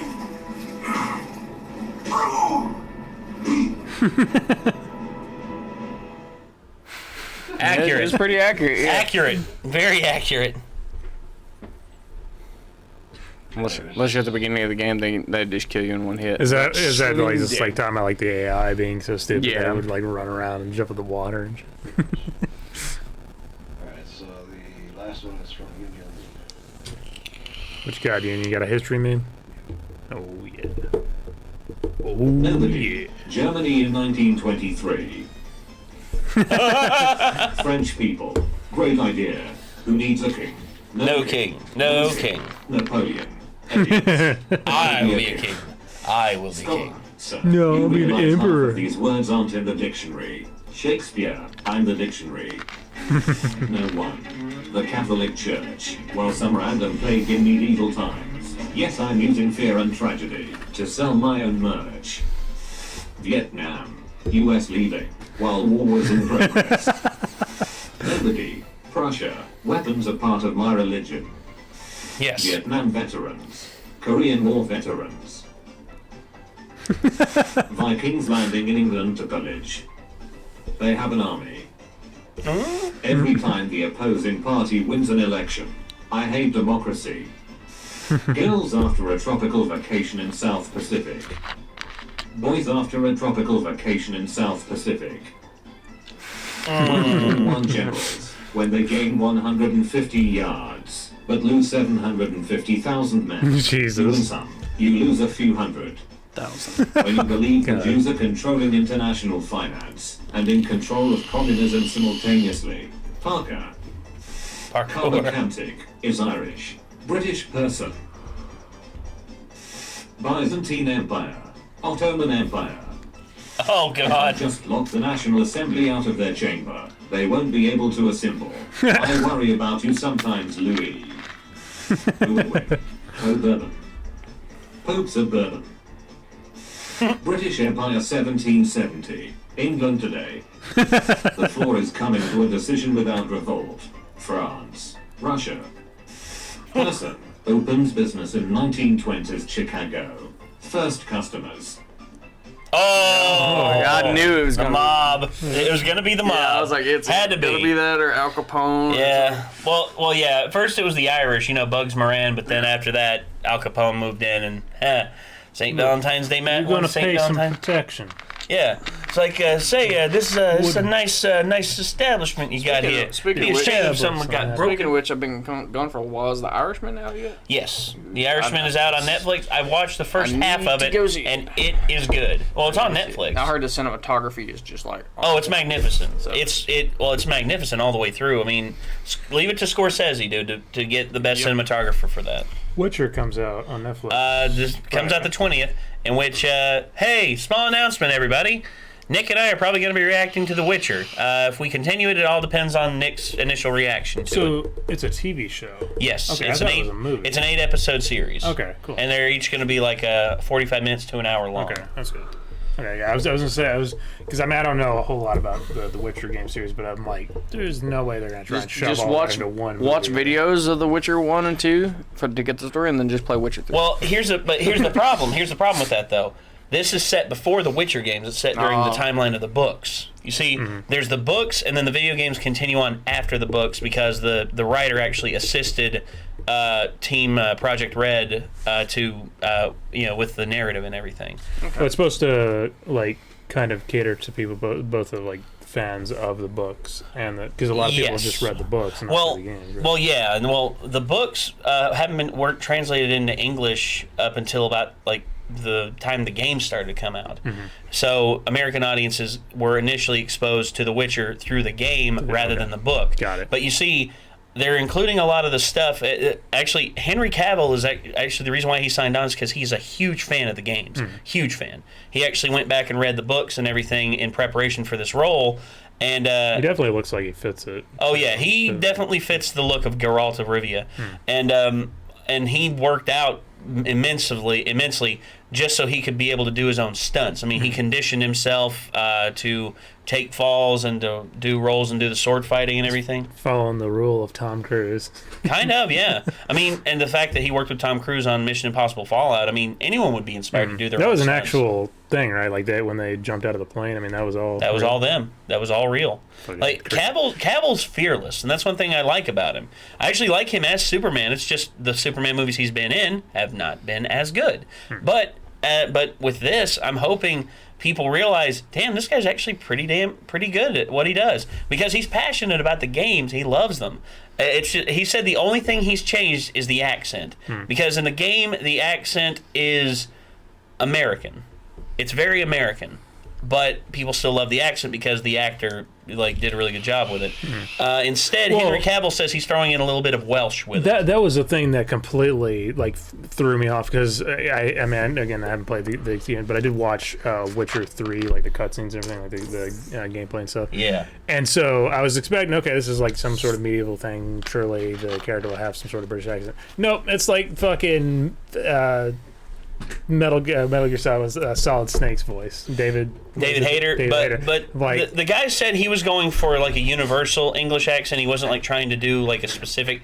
an American accent. He was trying to remove as much from it as possible, but it came off as American because the guy's from the States. Neutral English. But the guy still did amazing work. I mean, he still. Oh yeah, no. A lot of people still see took him me as off guard. Geralt. Like I got into it. It's like it just took me off guard because like. Okay, that's fucking Solid Snake. Well, I'm excited for him, and I'm also excited for the actress they got to play Yennefer, because I've seen her work, and she's actually really talented as well. And I'm also interested to see how because I haven't read the books, but I have played some of the games, and Ciri's an interesting character. I'd love to see how her character arc goes. She's a young character. She's the child. Yeah, she's the child that is tasked with finding Geralt of Rivia. I wasn't sure because she had obviously white hair isn't really a fully natural thing. I was kind of because she didn't. Well, her hair is more blonde. Her hair is more like a very bright platinum blonde. And so that's why I was. Whereas Geralt his hair is white because of the Witcher trials. Mm-hmm. But okay, ain't got any more memes, Nick? Nope. Okay. You want to take a look at Sarah Bravo? Yeah, if you want to. So, all right. As is normal with these during these late hours of the podcast, we usually take our time to look at the artwork and storyboards of one Roan Capes here, and we see exactly what he's been up to. He has a new character that he actually just got done making. Or got done making this character sheet for. So Nick should be under pictures, under Axiom. Yeah, Axiom. And then Sarah Bravo. That one. So, you got it up on the capture? All right. So this is Princess Sarah Brava Esperanta of House Esperanta. Princess. So, a princess. Yeah, so this is the obviously Lycran female. One of the things that I went into with the story, as I'm trying to develop future worlds and stuff, how we would do things. The one thing that I couldn't really come to the conclusion of is we're not going to form any more monarchies and stuff. Like the ones that we have, they'll probably last for a while, but there's no reason to create any new monarchies. It's kind of generally kind of frowned upon and stuff. Republics and stuff are just kind of easier to set up. But this was kind of a situation where it was sort of fortuitous because with the Lycrans, the humanity in the future basically brings the species back to life. It revives them. It uses cloning technology to revive the species. And so obviously how they would have started was, with just a male and a female to see that if it would be viable first. Mm-hmm. And in doing so, they kind of are able to establish these first Lycrans almost as sort of an Adam and Eve kind of idea of they were the progenitors, not that the species spawned from them, but to establish that yes, the Lycrans, the Lycrans could be revived. So could actually breed. They basically had a number, a few hundred genetic samples to clone from, and so they use that. So, but when they decided to set up set the Lycran species on a newfound civilization, there is something to be said about a monarch. Even with our constitutional monarchies that we have now, they're only a figurehead, but they are a symbol of the national pride for the UK and stuff. The Queen of England is the Prince. It's a national unifying thing. Whether a lot of people they kind of don't like the throne in some ways. But the monarchy nowadays, in terms of the UK, it's more of a kabuki theater act. Yeah, I mean it's people. The Queen does have some say over stuff, but nowhere near as much power. And I know a lot of people have they feel like their tax money is just going to funding the royal family for. Here's the interesting thing about that. CGP Grey had an interesting video about that where he actually talked about how much money is made off of the royal lands. Mm-hmm. How much is made off the royal lands? Turns out it's actually over $800 million. Whereas the cost of the royal family costs between $160 to $200 million a year. Yeah. That's and the thing is, I know a lot of people. There's actually a video that came out not too long ago that was critical of CGP Grey's video. But yet, he had no evidence to back up what he was saying. Turns out he was just a communist who just wanted to overthrow the royals because. Yeah. And another thing, too, that the royals bring in is tourism, because guess what? They do. Yeah. There's a lot of money to be made off of old school monarchies because people are interested in history, whether you want to believe it or not. And all of a sudden you go over there and you see the crowns on the stuff. You're like, oh, royal stuff. Bing. Yep. Go ahead. Well, I mean, like, and especially here in America, I mean, like, we're at least a portion of the population were fascinated with, like, oh, the royal family, they're having a child, and there's a whole not me. I don't really I mean, I'm not a part of it, but there is people do follow, which is funny because it seems like a lot more Americans follow that whole thing. They're in love with the royal family. Oh, they follow when we're the Kim ones that Kardashian fight. over here. Oh, God. Us as Americans fought against the. But anyways, sorry, you're getting off top. Sorry. So basically, Sarah Brava here is actually she is a descendant of that family. So I'm not exactly sure what the generation she would be in that, but basically she is what would be considered the Princess Royale. She's the eldest daughter in the royal family, second in line for the throne. Now, initially, when I developed this character, she was actually going to be the medic on the team. She's going to use a lot of non-lethal force and stuff, because I figured, being royalty, like a princess and stuff, you kind of want to associate pacifism as much as you can and stuff. But I kind of wanted to, because you do see that a lot. There's like that act of dignity and mercy and stuff that you would want to associate with a princess. But I kind of wanted to break away from that a little bit, because we do see that a lot. And so for the Lycrans, what I kind of had it going with this so far is when the Lycrans are brought back, we have their genetic material, but there's no information on their ancient civilization that destroyed itself through like nuclear warfare and stuff. There's no information because they died out a couple thousand years ago. So initially, when they set up their civilization, humans basically give them Esperanto as a language to follow, and that's hence her last name is Esperanto. In Esperanto, the language, it's like a unifying language in Europe. It's not really it hasn't been officially used by any countries yet, but it's supposed to be like an amalgamation of Romantic languages and Germanic and Slavic and stuff. Yeah, it's pretty cool. It just throws in a bunch of different it's supposed stuff. to be fairly easy to learn too, which is kind of cool. But Esperanto means hoping and stuff, and so or to hope. And hope. So that being the royal family name makes sense for them. But about 75 years after they're brought back and their civilization's been set up, they actually come across a kind of a data cache, like a kind of like a time capsule, like a information repository that has been sealed and has survived the Lycrans it's built. And so from that, they actually are able to pull a lot of their ancient past to kind of get some information from that. And so there's an archaeology behind it too. You always see in a lot of sci-fi like xenoarchaeology and stuff, and that could be kind of a focus point for her. So she actually, when she goes to university and stuff, she actually majors in Lycran archaeology and learns all about her culture, which is kind of expected. Her being the royal, in the royal family, would be something that you would want to learn is the past of your people and stuff. And so one of the aspects that would have been for Lycrans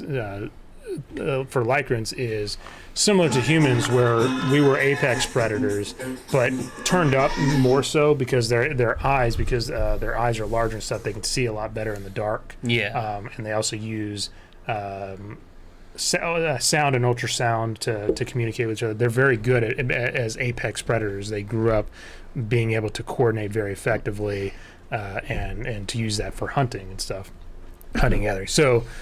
And that's kind of where that leads into the aspect of her. I made her more of the sniper. As you can see here, she has a big-ass sniper rifle and a compound bow here. Obviously, this being the future, I kind of have to stretch some of the things to kind of go with a little bit more rule of cool than reality. 500 years from now, is anybody going to ever be using a bow? Not necessarily, but it's kind of cool if you add in certain things like the arrow has plasma actuators, which is the technology we're actually testing on aircraft now. Where instead of having like flaps and the elevators and stuff on things, we actually just use plasma generation to change the airflow around a wing. And you can actually control the aircraft. Well, and what you can do with that is effectively you can have her do calculations to where she can actually like control the arrow with like a little thumb thing here, and like if she wants to go this way a little bit more, the plasma will cause the airflow to change and it can curve a little bit. And so the arrow can actually adjust in flight, and some of the bullets can do that too. So it's not like that's a unique thing, but in truth, she can make the arrow dance. Effectively. Yeah, and I mean it's not gonna be like from Guardians of the Galaxy. Yeah, Guardians of the Galaxy. But and it even has like a little rocket booster at the back, like a firework kind of rocket that could give it a little more range. The rifle she has there, it fires 20 millimeter and 14.5 millimeter, and those are what you would consider. Like back in World War II, those were kind of the rounds you'd see for anti-tank rifles. Oh yeah, like the 14.5 millimeter.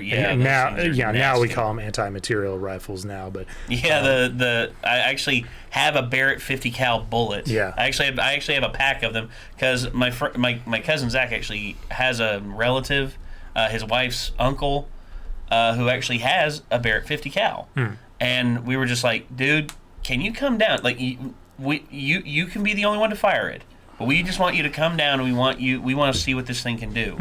And he never did. He never was able to come down because I've shot one. Well, he lives in Pennsylvania. I begged him. I'm like, dude, I will pay you like $200. I'll give you gas money to come down here and do this, please. No, he wouldn't do it because transporting stuff across the, and plus plus my cousin Zach, where he lives in Virginia now, which the whole Virginia gun law thing. I mean. You'll run into issues with it, but no. Have you heard about that the Virginia gun law thing? No. The state legislature has pretty much put forward that they're going to do a gun reclamation thing where they're going to reclaim guns from gun owners, even if they are like legally procured. And the thing is, it's actually passing through, and 95 counties in the state of Virginia have pretty much declared. You aren't taking our guns. We're like, you all can declare cities like sanctuary cities for people. We're declaring our counties sanctuary counties for guns. So like I can see like Richmond and some bigger cities. Yeah, I don't agree with it, and I mean, DC. Sorry to get off topic with that, but that Barrett 50 cal, dude. I mean, I've seen videos of that thing firing. I'm kind of scared of it. Yeah, 50 cal is pretty good, but the 14.5 millimeter, that's like where you get like the really high velocities on rounds and stuff. It's crazy. Now with these, all these weapons are pretty much they're converted over into like rail guns or coil guns and stuff. Yes. Hers is what's called a Gauss rifle. It's a coil gun. Yeah. And this being a very high-end, high-velocity weapon, it can actually fire out this like the smaller, lighter rounds, like this kinetic rod here on the right by the magazine. It can fire something like that at about 15,000 meters per second. Damn. So it carries pretty much. Well, that's how you beat armor. It'll carry about.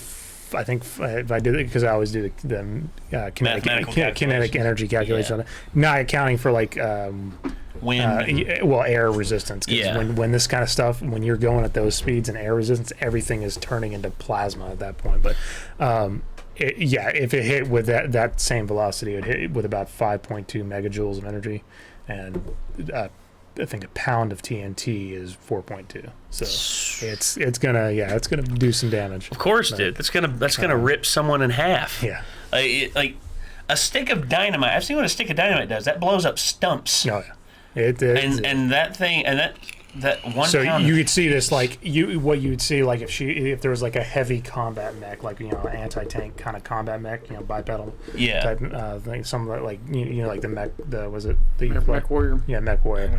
You would just see shoot fire, and literally the round would be at the target before she probably even finished pulling the trigger. But it would just be this line of plasma that's cut through the air, and it would just go completely right through the mech. Well, another thing you'd have to take into account as well is because it's firing that fast and it's pretty much firing in a straight line, the curvature of the Earth will sure. And she does have to take account of that because literally it's traveling for most like an Earth planet, it'd be traveling at escape velocity easily. So obviously there are other factors taken in. Like, when it comes to materials, like, there's a reason why when the space shuttle comes in, it's using aerodynamic braking to slow down. You have the plasma. Well, that is unless it's the SpaceX ones, which they come down, they land. They just use thrust. They're geniuses, dude. Yeah. Freaking SpaceX. Oh, yeah. They're taking us into and did you know an interesting thing about Elon Musk? You know what he did the other day? He released the patents. Exactly. He released all patents and just releases them into the wild so that anyone and everyone can build this stuff. The Edison versus Tesla thing back in the day, because Edison was like the patent king and stuff like that, and kind of what you get. Yeah, and Elon Musk is just like I'm not Thomas Edison. I'm not an asshole. So here you go. All the patents now are free to the world. And that's the thing is that kind of jump in technology, being able to do that. It's like the difference of like you're going to build an airplane to fly passengers one time, and then the airplane is basically worthless out of that, versus an airplane that you can reuse multiple times. Yeah. Exactly. I mean, interstellar space travel. Taking multiple trips with the same rockets over and over again, and not giving anything, because that's Newton's law. One of Newton's laws is that you have to give up something in return for like escape velocity. Mm-hmm. But with those, you don't give it up and you lose it. You give it up and you lose it for the trip, but it lands by itself back on, and you can reuse that. You can reuse all those materials again. Refuel to relaunch in 1 hour for way cheaper than. Yeah. Than ever before. It's amazing. But getting back to this. Yeah, go ahead. Sorry. For her, I've been trying to kind of have a little bit of fun with it, being mostly realistic. But like with her skin tone is viridian, but it has she gives off this white bioluminescence. It's kind of like how Atomic has more of a kind of an emerald skin. Yeah. And it gives off a cyan. So I definitely can mix around. And if you scroll to the left, you can see her SI. Oh yeah, as a Max Annual. Yeah, I like to combine words too, or names like Max and Daniel. So for him, he's got. That's how most of our names are nowadays. They're just combined names. He's got green skin with yellow bioluminescence, so I kind of have a little bit of room. Like I'm trying to stay specifically within a certain degree of like the visible spectrum for it. Once you go past certain points of ultraviolet, but because of like the dynamics that I put in there, because the prey that they hunted, they see. They can see a bit further into the near infrared spectrum, which gives them very good night vision. And they have larger eyes to be able to do that and stuff. Well, they're able to take in more light. Their prey, even more so, is able to see heat. But when you kind of have those dynamics, it usually comes at a cost. So if you can see lower into the infrared spectrum, it means you can't necessarily see as high in the like the blue shift part of our once you get past the high blue lights that you see on a lot of like old monitors and TVs, that actually causes a lot of eye strain for a lot of people. Once you get past the shades of blue with that, that's where we get a black light. Exactly. It's not healthy. And for their prey, who could see even further into the infrared spectrum, they could see a little bit more at heat. They naturally evolved as predators to take advantage of that, so they produce like white and blue and green bioluminescence, because it's harder for their prey to see. And they use this bioluminescence. I think I might have talked about it, but just to kind of get more into specifics, their bioluminescence, they produce it as an alternative to generating thermal heat, like how we emit our waste energy through heat. They do so less so. So like basically a chemical process happens in their body, like towards the heat that they're generating towards the core. As it gets to the skin, there's a chemical process that converts that heat energy into photons, into light. So they would be like if you looked at them through like a thermal signature, they'd be much colder than like what a human would look like. Yeah. So I get that. And obviously they would be cold at the touch. It'd be like they feel like they're 70 or 60 degrees or something. I don't know. I don't know exactly what I have to do more research into it as far as why most animals have a regulated temperature in like the 90s and stuff. Well, I think it's because of how we evolve, how all species evolved. especially like warm-blooded creatures and mammals. You see, because most like cold-blooded creatures can be traced back to like reptiles. Yeah. You know, reptiles are like the building block for cold-blooded creatures, whereas mammals like chimpanzees and all that are the building blocks for humanity, and like the building blocks for like most mammals out there. Yeah, and then the thing with cold blood is because obviously they rely on the environment to regulate their temperature and stuff. Yes. And so they're kind of whereas we have a natural central nervous system and a full flowing like core of energy, our heart, that our circulatory system that regulates our heat. It's mostly viscosity and their thickness of blood to travel from your arteries back up. Well, if anything with them, you can give them thicker blood, which will make their body temperature naturally colder. Well, it's actually so their blood is it's hemocyanin and hemerythrin hybrid. Yeah, and that gives them their blue blood.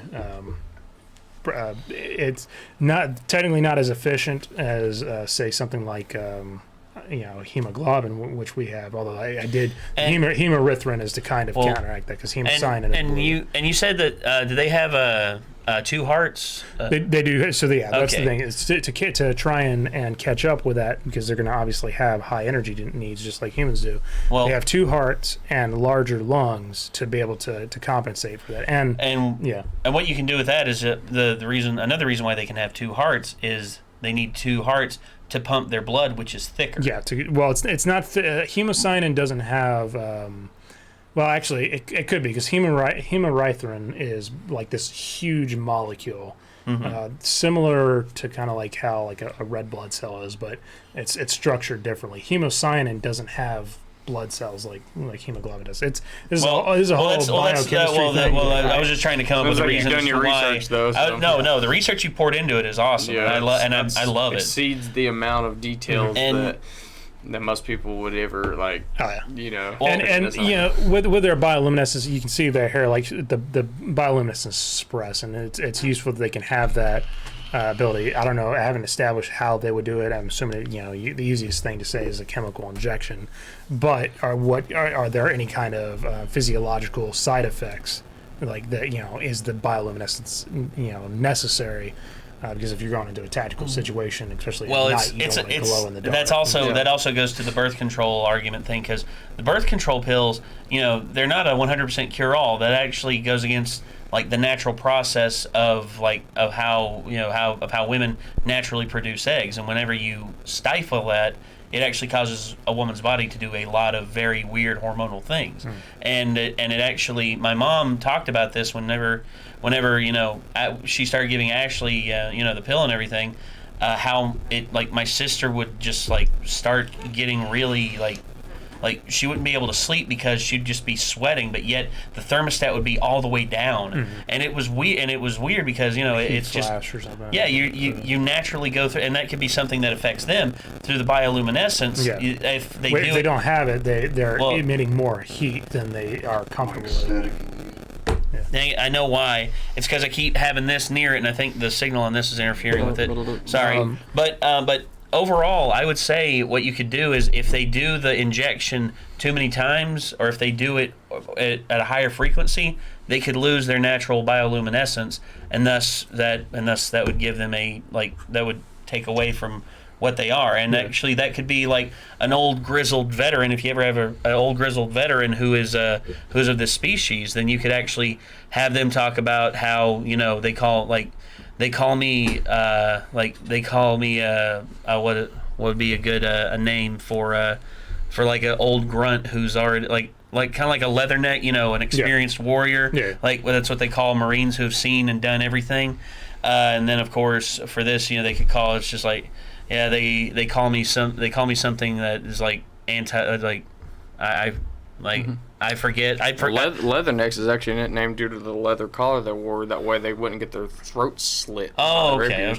Yeah. Well, I'd heard multiple ways of doing it. Yeah, and for them, what I'm thinking is they would be what are considered, I think if the word's correctly, picotherms, which means that they're able to handle a wider variety of temperatures than like humans, which are set at that kind of 98.6 type rate. Our body temperatures can go lower. They can go a little bit lower, but they go low, so low to a certain point. I think it's like our systems stop and they go into shock. Hypothermia. You have hypothermia, hyperthermia, if you go too high. For them, might be more spread out because their planet rotates at like I think once every 60 hours. So they're gonna have a 30-hour day and a 30-hour night. So days are gonna be noticeably hotter. Dude, I wish we had 30-hour days and 30-hour nights, man. I do too. That would solve a lot. We'd have so much more time in the day. Should go to Iceland. And that's something that could definitely be implemented in the story. As far as them being able to pretty much they'd stay awake for what would be like 2 of our days, but then 1 of our days they'd just be fucking sleeping the whole time. And so that is unless they were more used to they would get used to it. They get used to the human environment. Tomic is born on Earth, and so he'd be used to it 100%. Yeah, eventually you that would actually be like if she was raised on the planet. And it's Kepler 442b. Okay, so they're raised on Kepler 442b, which is so she's raised on the home planet, which has a 60-hour days, 30-hour days, and 30-hour nights, and then she is teamed up with Tomic, and Tomic actually is just like sitting there, and then she's like nodding off and everything. He's like, "Oh, is it that time? Is it nap time?" And see you in 20 hours. And she's like, "Don't talk to me." And he's just like, "Oh, come on, it's okay." They're like, "Look, I was born on Earth, so I'm used to this shit. I'm used to how humans work. You, on the other hand, it'll take time." 10-hour energy. Well, pretty much. Well, and actually, that could be a thing with her. She does a stem drug that actually like stimulates her and actually like wakes her back up. But that has a very severe side effect. There is actually a drug that I did have in mind for the Spectre operatives and stuff when they're on mission. If they're having to go on a prolonged like week-long or 2-week-long mission or something. You mean it's not hot sauce in her eyes? No, there would be an injection that would basically keep their mind active. They'd be able to stay awake. It'd be like kind of like caffeine, but if caffeine lasted for 4 days. Not only that, but you'd also have to have something in there to fight off what is it? It's the stuff that actually I forget the chemical that it is that actually causes you to hallucinate if you stay up for too long. Yeah, it would pretty much, because obviously sleep, the whole purpose of sleep is to let the brain repair and stuff for that. And so it'd be some sort of chemical concoction that would kind of alleviate that part of the issue. But at the point in which it ran out, like if you went a week long on this thing without sleeping, once it burned through your system, you metabolize it, you would just fucking drop. I know not dead, but you just drop. You just sleep. Actually, what you could do is you could actually have it to where there's actually a side effect to early adopters of it. You could have tell a story of how the first trial patients who did that never slept again. Like that, they never slept again because they did that with was it the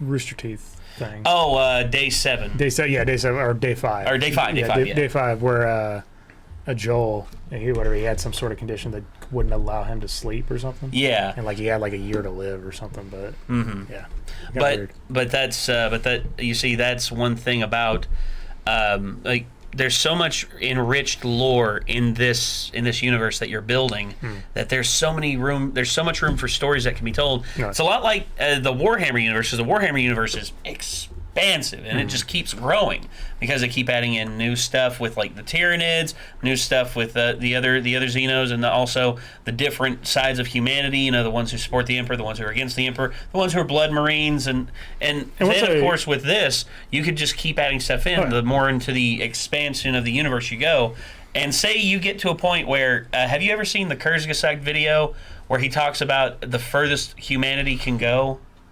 Where he talks about how we can only visit, at this point of our understanding of physics, we can only visit our galactic cluster. Yeah. Our galaxy, the Andromeda Galaxy, and various multiple... Yeah, we don't, assuming we don't have any kind of FTL technology, we're never going to be able to get because our galaxies, our universe is expanding. Yeah, it's expanding way faster than we could ever travel. Yeah. So. Well, at this point of our understanding. Yeah. However, say we discover, like a relativity drive that actually allows us to open and break wormholes in reality to where we're actually able to snake our way through the through the darkness to the other galactic quadrants where there's actually thousands of different worlds and thousands of different galaxies out there, and that just opens up an entirely limitless amount of possibilities for where you could go in the universe if you invent that and you want to keep going with it. Yeah, I mean, I've always kind of had this personal, line in the sand where I think that like the galaxy is a good limiting factor because it's our island in the universe. True. When you try and create stories that are like the Intergalactic Federation or go even further like interuniversal, like a multiverse, it gets too intimidatingly large. Like it's like, okay, that's kind of this is a little well much. but you see you could do. I mean, I first right now I would say keep that line in the sand. But if it ever gets to a point where you feel you can comfortably expand beyond that, and you can comfortably go to another level with the story, to where you could visit a different galactic quadrant, and it's one of the closer ones that actually is not that big. The only thing that I could definitely see doing that is if it's an outside threat coming in, like the Yuzhang Vong in Star Wars, or the Reapers in Mass Effect, or something, where it's an external. Yeah, threat. I actually wrote a story a long time ago called I just called it Reach, and it was basically just about these people who find a ship. It's sort of a mix of Outlaw Star and Mass Effect. I actually came up with the idea while I was playing through the Mass Effect trilogy my first time, and damn, dude, I remembered I had like a multiverse timeline and all that. I'm like, okay, I need to pull back the reins a little bit because I'm getting a little too loopy with this. No, let's we'll go through this so we can. Let's go through the rest of this and the rest of the memes. Scroll right real quick. It might be actually kind of hard to see from this thing. I changed up their eyes because the material that I was using before, the eye thing didn't really work, the trigram thing. So now it's more of like a cross, like a plus sign in their eyes. Holy crap. She's activated Sage mode and is actually no, I can't say that. What's that? Nothing. Nothing. But, Never mind. and their eyes, they can like really die, like especially at night. Their eyes can. Nick is still in the middle of watching it. I know you can probably still hear that, Nick. I ain't never even seen it. They're oh really? Okay. I'm just familiar with. Okay. Okay, fair enough. Their eyes can really like dilate and stuff, like a cat's eye, kind of. They can get really, really tight, or really open at night and stuff. And so, the shaping options that I have now are a lot better. As you can see with her hair, she's kind of got this kind of double braid thing going on. I don't know if you have been keeping up with it at all, Jacob. Basically, their hair is like blades of grass, kind of like it's not like literal grass, but like the instead of like the thin follicles that we have, it'd be like a sheet of hair, kind of is. So, I can imagine like a situation like in the shower, and all of a sudden someone walks in, there's like, Tomek, did you clean the drain?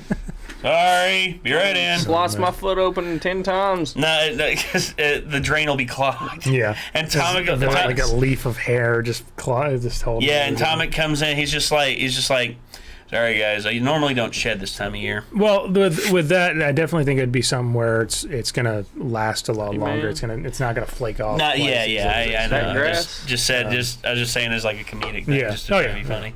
Let's roll that grass. And then I think that's it. I don't know if you want to scroll right just to show me a couple of other images there. She has I was initially going to give her just like a basic combat knife, but what I was using was ballistic knife. Yeah, I gave her ballistic knives instead. That's cool. And it'd be like a little electromagnetic launcher type. I actually tried to make my own ballistic knife one time. Couldn't get a spring. I couldn't get a spring to fit in the tube that I had. That was the right springiness for it to shoot out. But still got that blade somewhere. Because I took an old sword, like an old prop sword that I'd broken in half, and I like cut the part of it off that was broken, and I like put a little indention, cut a little indention in there with like a metal saw. And then after that, I put it in the little tube thing, and I was just like, okay, now I just need a spring, and I couldn't get a spring to fit in there because the tube was like that big around, and the spring that I wanted was like an old trampoline. It was like an old trampoline spring that had been pulled out, but it was like that big around and wouldn't fit. And I'm like, well, crap. When I was looking up on it and stuff, I did see a few people had built their own like homemade ones. So you can also like try and do one with like compressed gas, like if you did like a CO2 tank. Or yeah, I'd like to try that because unload a whole CO2 cartridge in it. Well, yeah, because think about that. I mean, you could have it to where airsoft grenades are. Well, yeah, you pop it in there, and then all of a sudden you just hit the little button. Also, go ahead and zoom out if you want there, Nick. This poster was a fucking pain in the ass to put together. As you can see, I actually had to put the axiom things there in the corners. Yeah. Because I wanted her to be prone with a rifle. I mean, she can fire standing up if she really wants to. But prone is going to be the best one with a weapon that size and the recoil that it's going to have. Well, yeah. Plus, snipers naturally when they prone is what you do, right? and then that combined with her crouching there with the bow and stuff. Trying to configure this fucking poster together to work was such a goddamn headache. Difficult. Yeah, it was big. Oh, her scroll real quick. I didn't mention this on the quiver real quick. So I took a little bit of inspiration here from Hawkeye. Yeah. Rotary quiver. So this quiver actually holds a good number of it. It holds about 30 arrows. So she, has plenty of that for days, and it's kind of the bottom of it actually has like a set of heads that will rotate into position for the whenever she's ready to select an arrow. Yeah, that will lift up from the quiver. But she can carry like a stun arrow or or like a tracker arrow is nice. One that when I wrote the original book, that was actually a thing that they were able to. She put a tracker head, like a FTL capable tracker, like a quantum entanglement type thing. Yeah. And she launched that, and it magnetically secured to like the bad guy ship that was escaping. I might play with that in the future or something.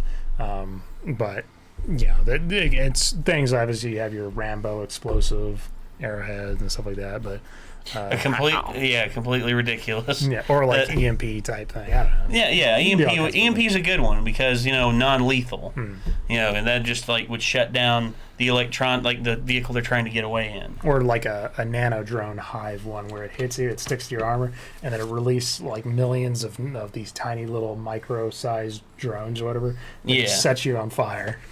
Yeah, or it could erode away your armor. Yeah, that's it. That could be one. That'll actually be something that we can talk about with the next character that I'm working on right now. Okay. Because she's gonna actually have a nano drone type dedicated weapon. Nice. So, but yeah. Anyway, so this is Sarah Brava Esperanza. Hey, very nice, Ron. Badass princess. Very nice. So that you see. I love whenever when you have these ready, and I'm just like, ooh, what's this? What's that? What's all this? And just a lot of information. Yeah, a lot of information, but a lot of thought and care and love's been put into it. I mean, I can tell with that. The thing is, there is a rule to cool and everything, but I think to sell more on the rule to cool, to show, bits of, as much realism as you can in it, and so there are things that I thought about doing in the past, like certain types of FTL. I was going to use more of a slip space kind of thing from Halo, but when I look into it, and you have things like the Alcubierre warp drive or or wormholes. Everybody knows what wormholes are. And those are, even in the realm of like none of these things are possible, those are slightly more possible or less impossible than like slip space. Yeah. So it's things like that. Looking up like the blood types and stuff. I'm trying to get as close as I can to the realistic aspects, and it's definitely taxing, but I feel like it's worth it. Well, hey man, that's the point of it. If you feel it's worth it and you're loving what you're doing, then keep at it, man. Because this shit is awesome. This shit just coming through and combing through all this with a fine-tooth comb and having you here to explain a lot of the stuff and where the inspirations came from. It's like, damn. Like it's like that's it requires a shit ton of imagination and a shit ton of initiative to put it all together, actually create the concept of the characters and all this. I guarantee you if you took this to a gaming studio right now, like a big AAA gaming studio, they would. I know you're not willing to part with it. You've already dumped a lot into this. It depends. I would love to see it get made into a movie or especially a video game, because I'm not going to have, at least at this stage of my life, I'm not going to have the resources to do that. So I would absolutely be willing to go down that avenue. Yeah, like sell the video gaming rights to this company. Yeah, I mean, I would still want my name on it. Well, imagine if Sony got a hold of this and they said to like Sony Santa Monica or imagine if Sony bought BioWare, which maybe, hopefully, I mean, because that was actually an offer that was on the table, because BioWare is under threat of closing, and EA is just like, well, we may very well just close them, and which would suck. I know. Yeah, and considering the games they brought out, maybe Respawn could do it. Respawn, I don't know. Respawn, if they do, I would probably say, well, they did Titanfall, which is awesome enough. Which, if you gave them the time to do it, yes. It's definitely a different dynamic, obviously. Well, that's why I would say they did Jedi Fallen Order pretty well. I mean, that's not too far from that. But they also did they also had only 2 years to make that, and which I would love to see. Plus, you could only play as one character in that, and also Mass Effect. Whereas in this, I would say if you had the option to play as multiple characters, it would be obviously I'm building this around a team dynamic. They're all members of a team. Yeah. And so I don't know exactly how that would integrate in the game as far as using the other players as AI. I would say.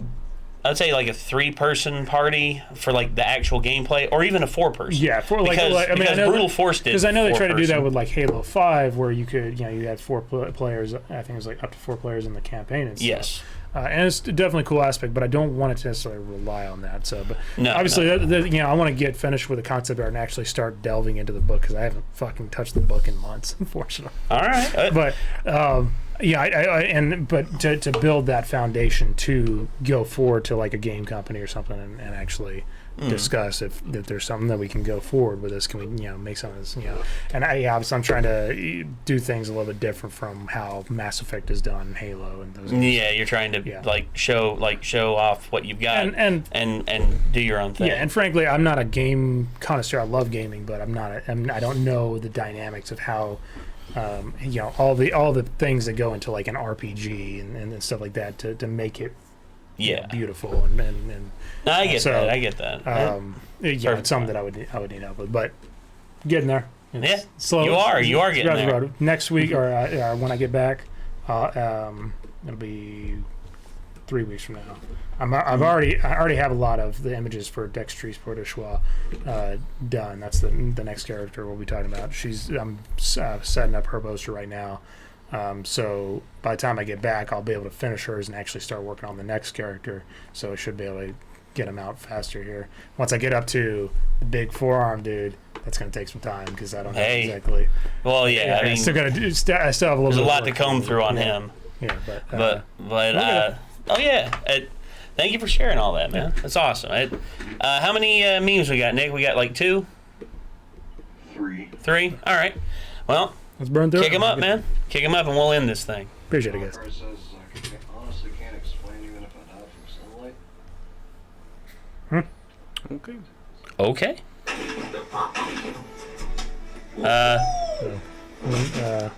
Can't see anything, Nick. You got the accurate.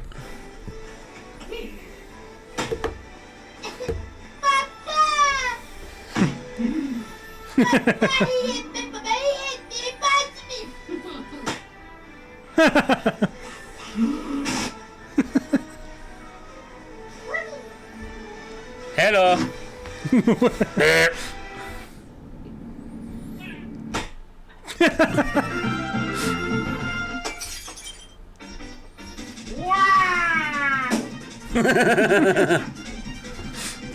King DDD.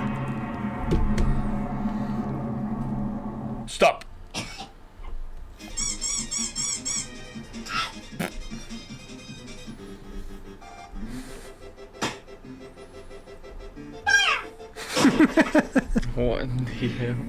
You made him mad.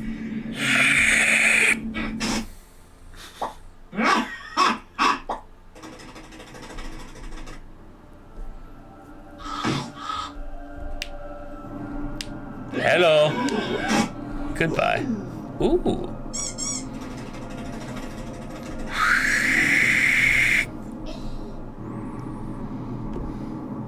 Suck him in, Kirby.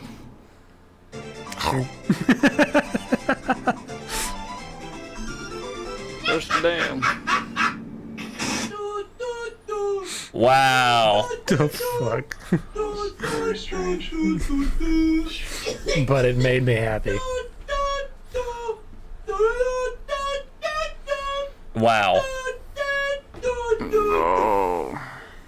B25 Roman sent the next one, said, hey guys, quick question. If you were to see this for the first time, would this trailer show too much or too little footage to make you interested in seeing it? Would you think less is more in terms of trailers engaging an audience?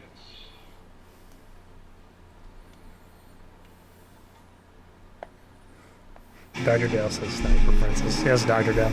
Sniper Princess. Oh God, this movie. Oh, I actually like this movie. love that movie. This movie was cool. I would say this movie could have been something, but Snyder and all his Snyderness has a. I guess it's just cool from the obviously from the visual. Oh no, aspect visually of it. it's a feast. I love watching it because the plot doesn't really that's make any the sense, problem. but you know. That's most films nowadays. Most big films. Yeah, nowadays and that's don't have why much plot. like I treat this movie as like it's one where I don't think too much. I just kind of sit down and I enjoy it. You know, I enjoyed the shit out of it. I've I've watched watched it like 4 times since we watched that. Was that? You watched it like 4 times? Yeah, I watched it 4 times since then. It's cool. I like it. It's a cool movie. The different styles and stuff that it shows in it are cool.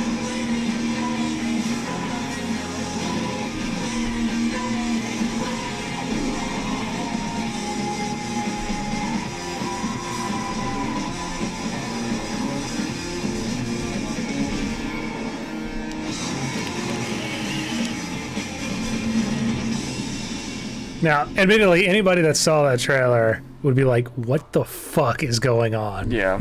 That's the trailer that was the reason that I went to watch it, because I was just like, alright, I like, it's got Panic Switch in the trailer, and it's a Mission song. Yeah. And it'd be like, it just looks fucking crazy and kind of badass. Well, yeah, and I liked, like I said, I liked the visuals. It's just for me, the plot. I was just like all the time, just like.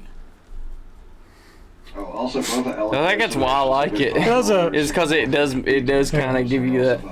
No, I know. Well, that's my thing about the whole like, just it confused the hell out of me, and I'm just like, I just couldn't get past that, and that's what killed the film for me. What part? Where it just was like the plot literally. Oh yeah, they're just kind of like tumbling from one thing to the next. Yeah, and I'm like, okay, if you want to tell this kind of story, you know, you augment your own reality to suit the escape that you're wanting to do. It's all in her head. It's kind of it's done. I know it's all in her head, but you can still pull it off in a way that is more like makes more plot wise. In a way, it's done more like if it was like a series of novellas or something, where like they're all these little short stories. If that were a graphic novel, I'd have read the shit out of that and just been like, damn, this actually is really cool. But as a cohesive movie, there's stuff you have to do to make the story flow right. And that's the thing Zack Snyder's never been able to understand. You see, the reason why 300 worked so well is because it was a visual feast, but yet it had Frank Miller's writing still for the most part, and they just used that as a basis for the script. Whereas Sucker Punch, the whole thing with it was just it was like Charlie's Angels on cocaine. I was gonna say Charlie's Angels on meth, dude. I mean, because cocaine, you at least have some control. Meth, you're gone.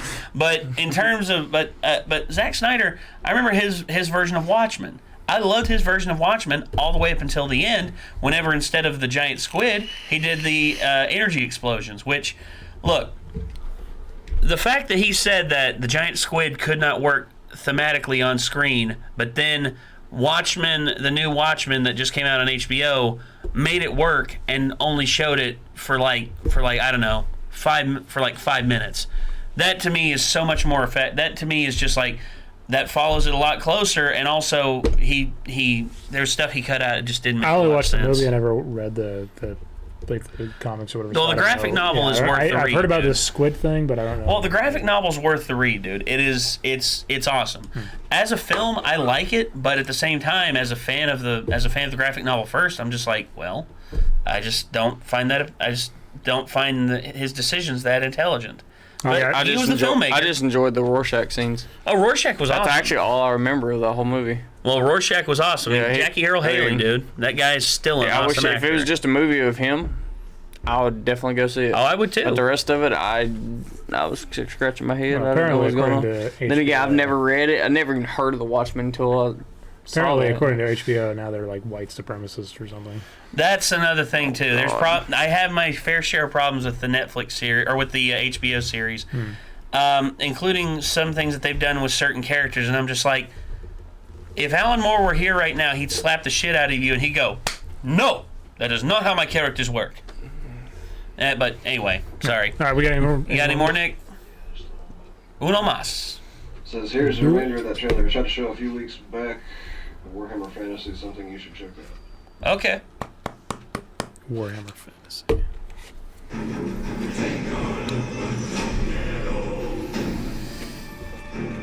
I was one, but now we are many. Sounds like Werner Herzog. We all agree on one thing: to sail the coast, hunt down those lizard trinkets, and we will find them.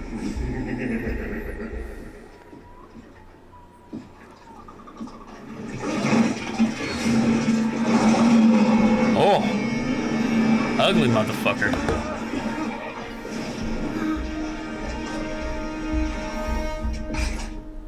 Bam!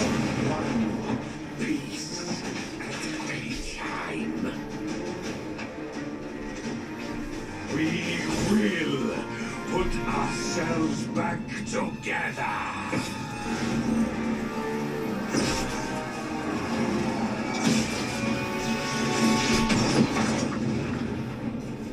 Fortune favors the infamous.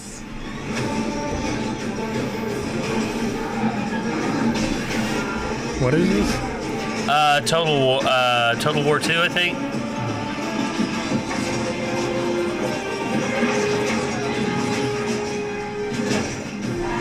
I thought Total War was like a realistic sort of war simulation game or something.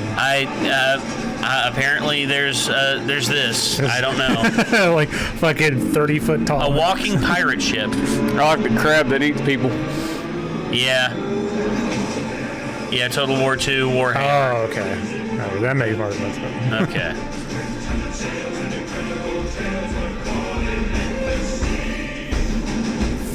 Yeah, Warhammer is such a huge, expansive universe that it's like, where do I even begin? And do I even want to begin? The because best place it's like, to that's begin, a lot to... a lot of people say the best place to begin is Warhammer 40K in the future with the Space Marines. Yeah, I mean, that's the one that seems the most interesting to me, but... and then, of course, after that, Space Hulk, Deathwing, which is the game that I got. I was actually want to give you a copy of it because it looks awesome. It's like Gears of War in space. Yeah, I think we watched a bunch of gameplay of that, didn't we? Yeah. Yeah. It's like, it doesn't say that you can do that in the codex. Oh yeah, well I can't read. But so far, so thank you everybody for contributing the memes and taking part in this with us, and also we hope to see you all next weekend. Oh, next year, yeah. End of 2019. Yeah, it's the end of 2019, and the podcast will be back January 8th, 2020. Guys, it's about to be 2020. We're going to be in the future. Can you believe that? Yeah. 2020 hey, I'll see y'all next like, year. Everything in like the 2020s has always felt like that's the future or something. Yeah, that's for me as well. 2015, I remember when Back to the Future came out, I'm like, wow, 2015, we'll have flying cars. No. No, we won't. No. But But I remember. To be fair, though, flying cars are kind of. They're almost an Well, impossibility. people can't even figure out how to fucking drive, let alone fly cars. Like, the other day, it's like, we'll never have flying cars. You motherfuckers will be falling out of the air being like, yeah, I know my car. I mean, what you could have. People can't figure out turning signals, let alone flying a damn car. Well, it would probably. At the point, the rate that we're going with automation, I mean, everything will just be automated anyways. I'd hope so. But I mean, I've seen concepts of it, like where they basically just take like the quad rotor concept that you see in drones and just supersize it for like a car, pretty much. So you just have cars with like quad or hexacopter rotor type things on it, and so obviously they're limited in the flight time, but it's at least a feasible way. It's better than like anti-gravity or something. Yeah, that's you mess with that. That's just like, ooh, I don't know about that. So yeah, everyone, hope to see you all next week for the Christmas community giveaway. So yeah, once again, if you want to enter for that, I mean, all you got to do is just be signed up on our Discord, which right down there below in the description. And if you also want to, check us out, I mean, check out more of our stuff, and you're tuning in for the first time, hit that subscribe button and ring that bell to stay notified. And also, don't forget to leave a like on the live stream. It helps us out a lot. And I guess that's going to do it, ladies and gentlemen. So, signing off for this rendition of Renegades Ramble, I'm Nate. I'm Jacob. I'm Roan. I'm Nick. And we will see you all in the next one, everybody. Happy holidays. Happy holidays. Merry Christmas. Merry Christmas. Whatever and a Happy New Year. Stupid fucking fight that people are having. Yeah, don't care. Bye, guys. Happy time. See you. Happy time.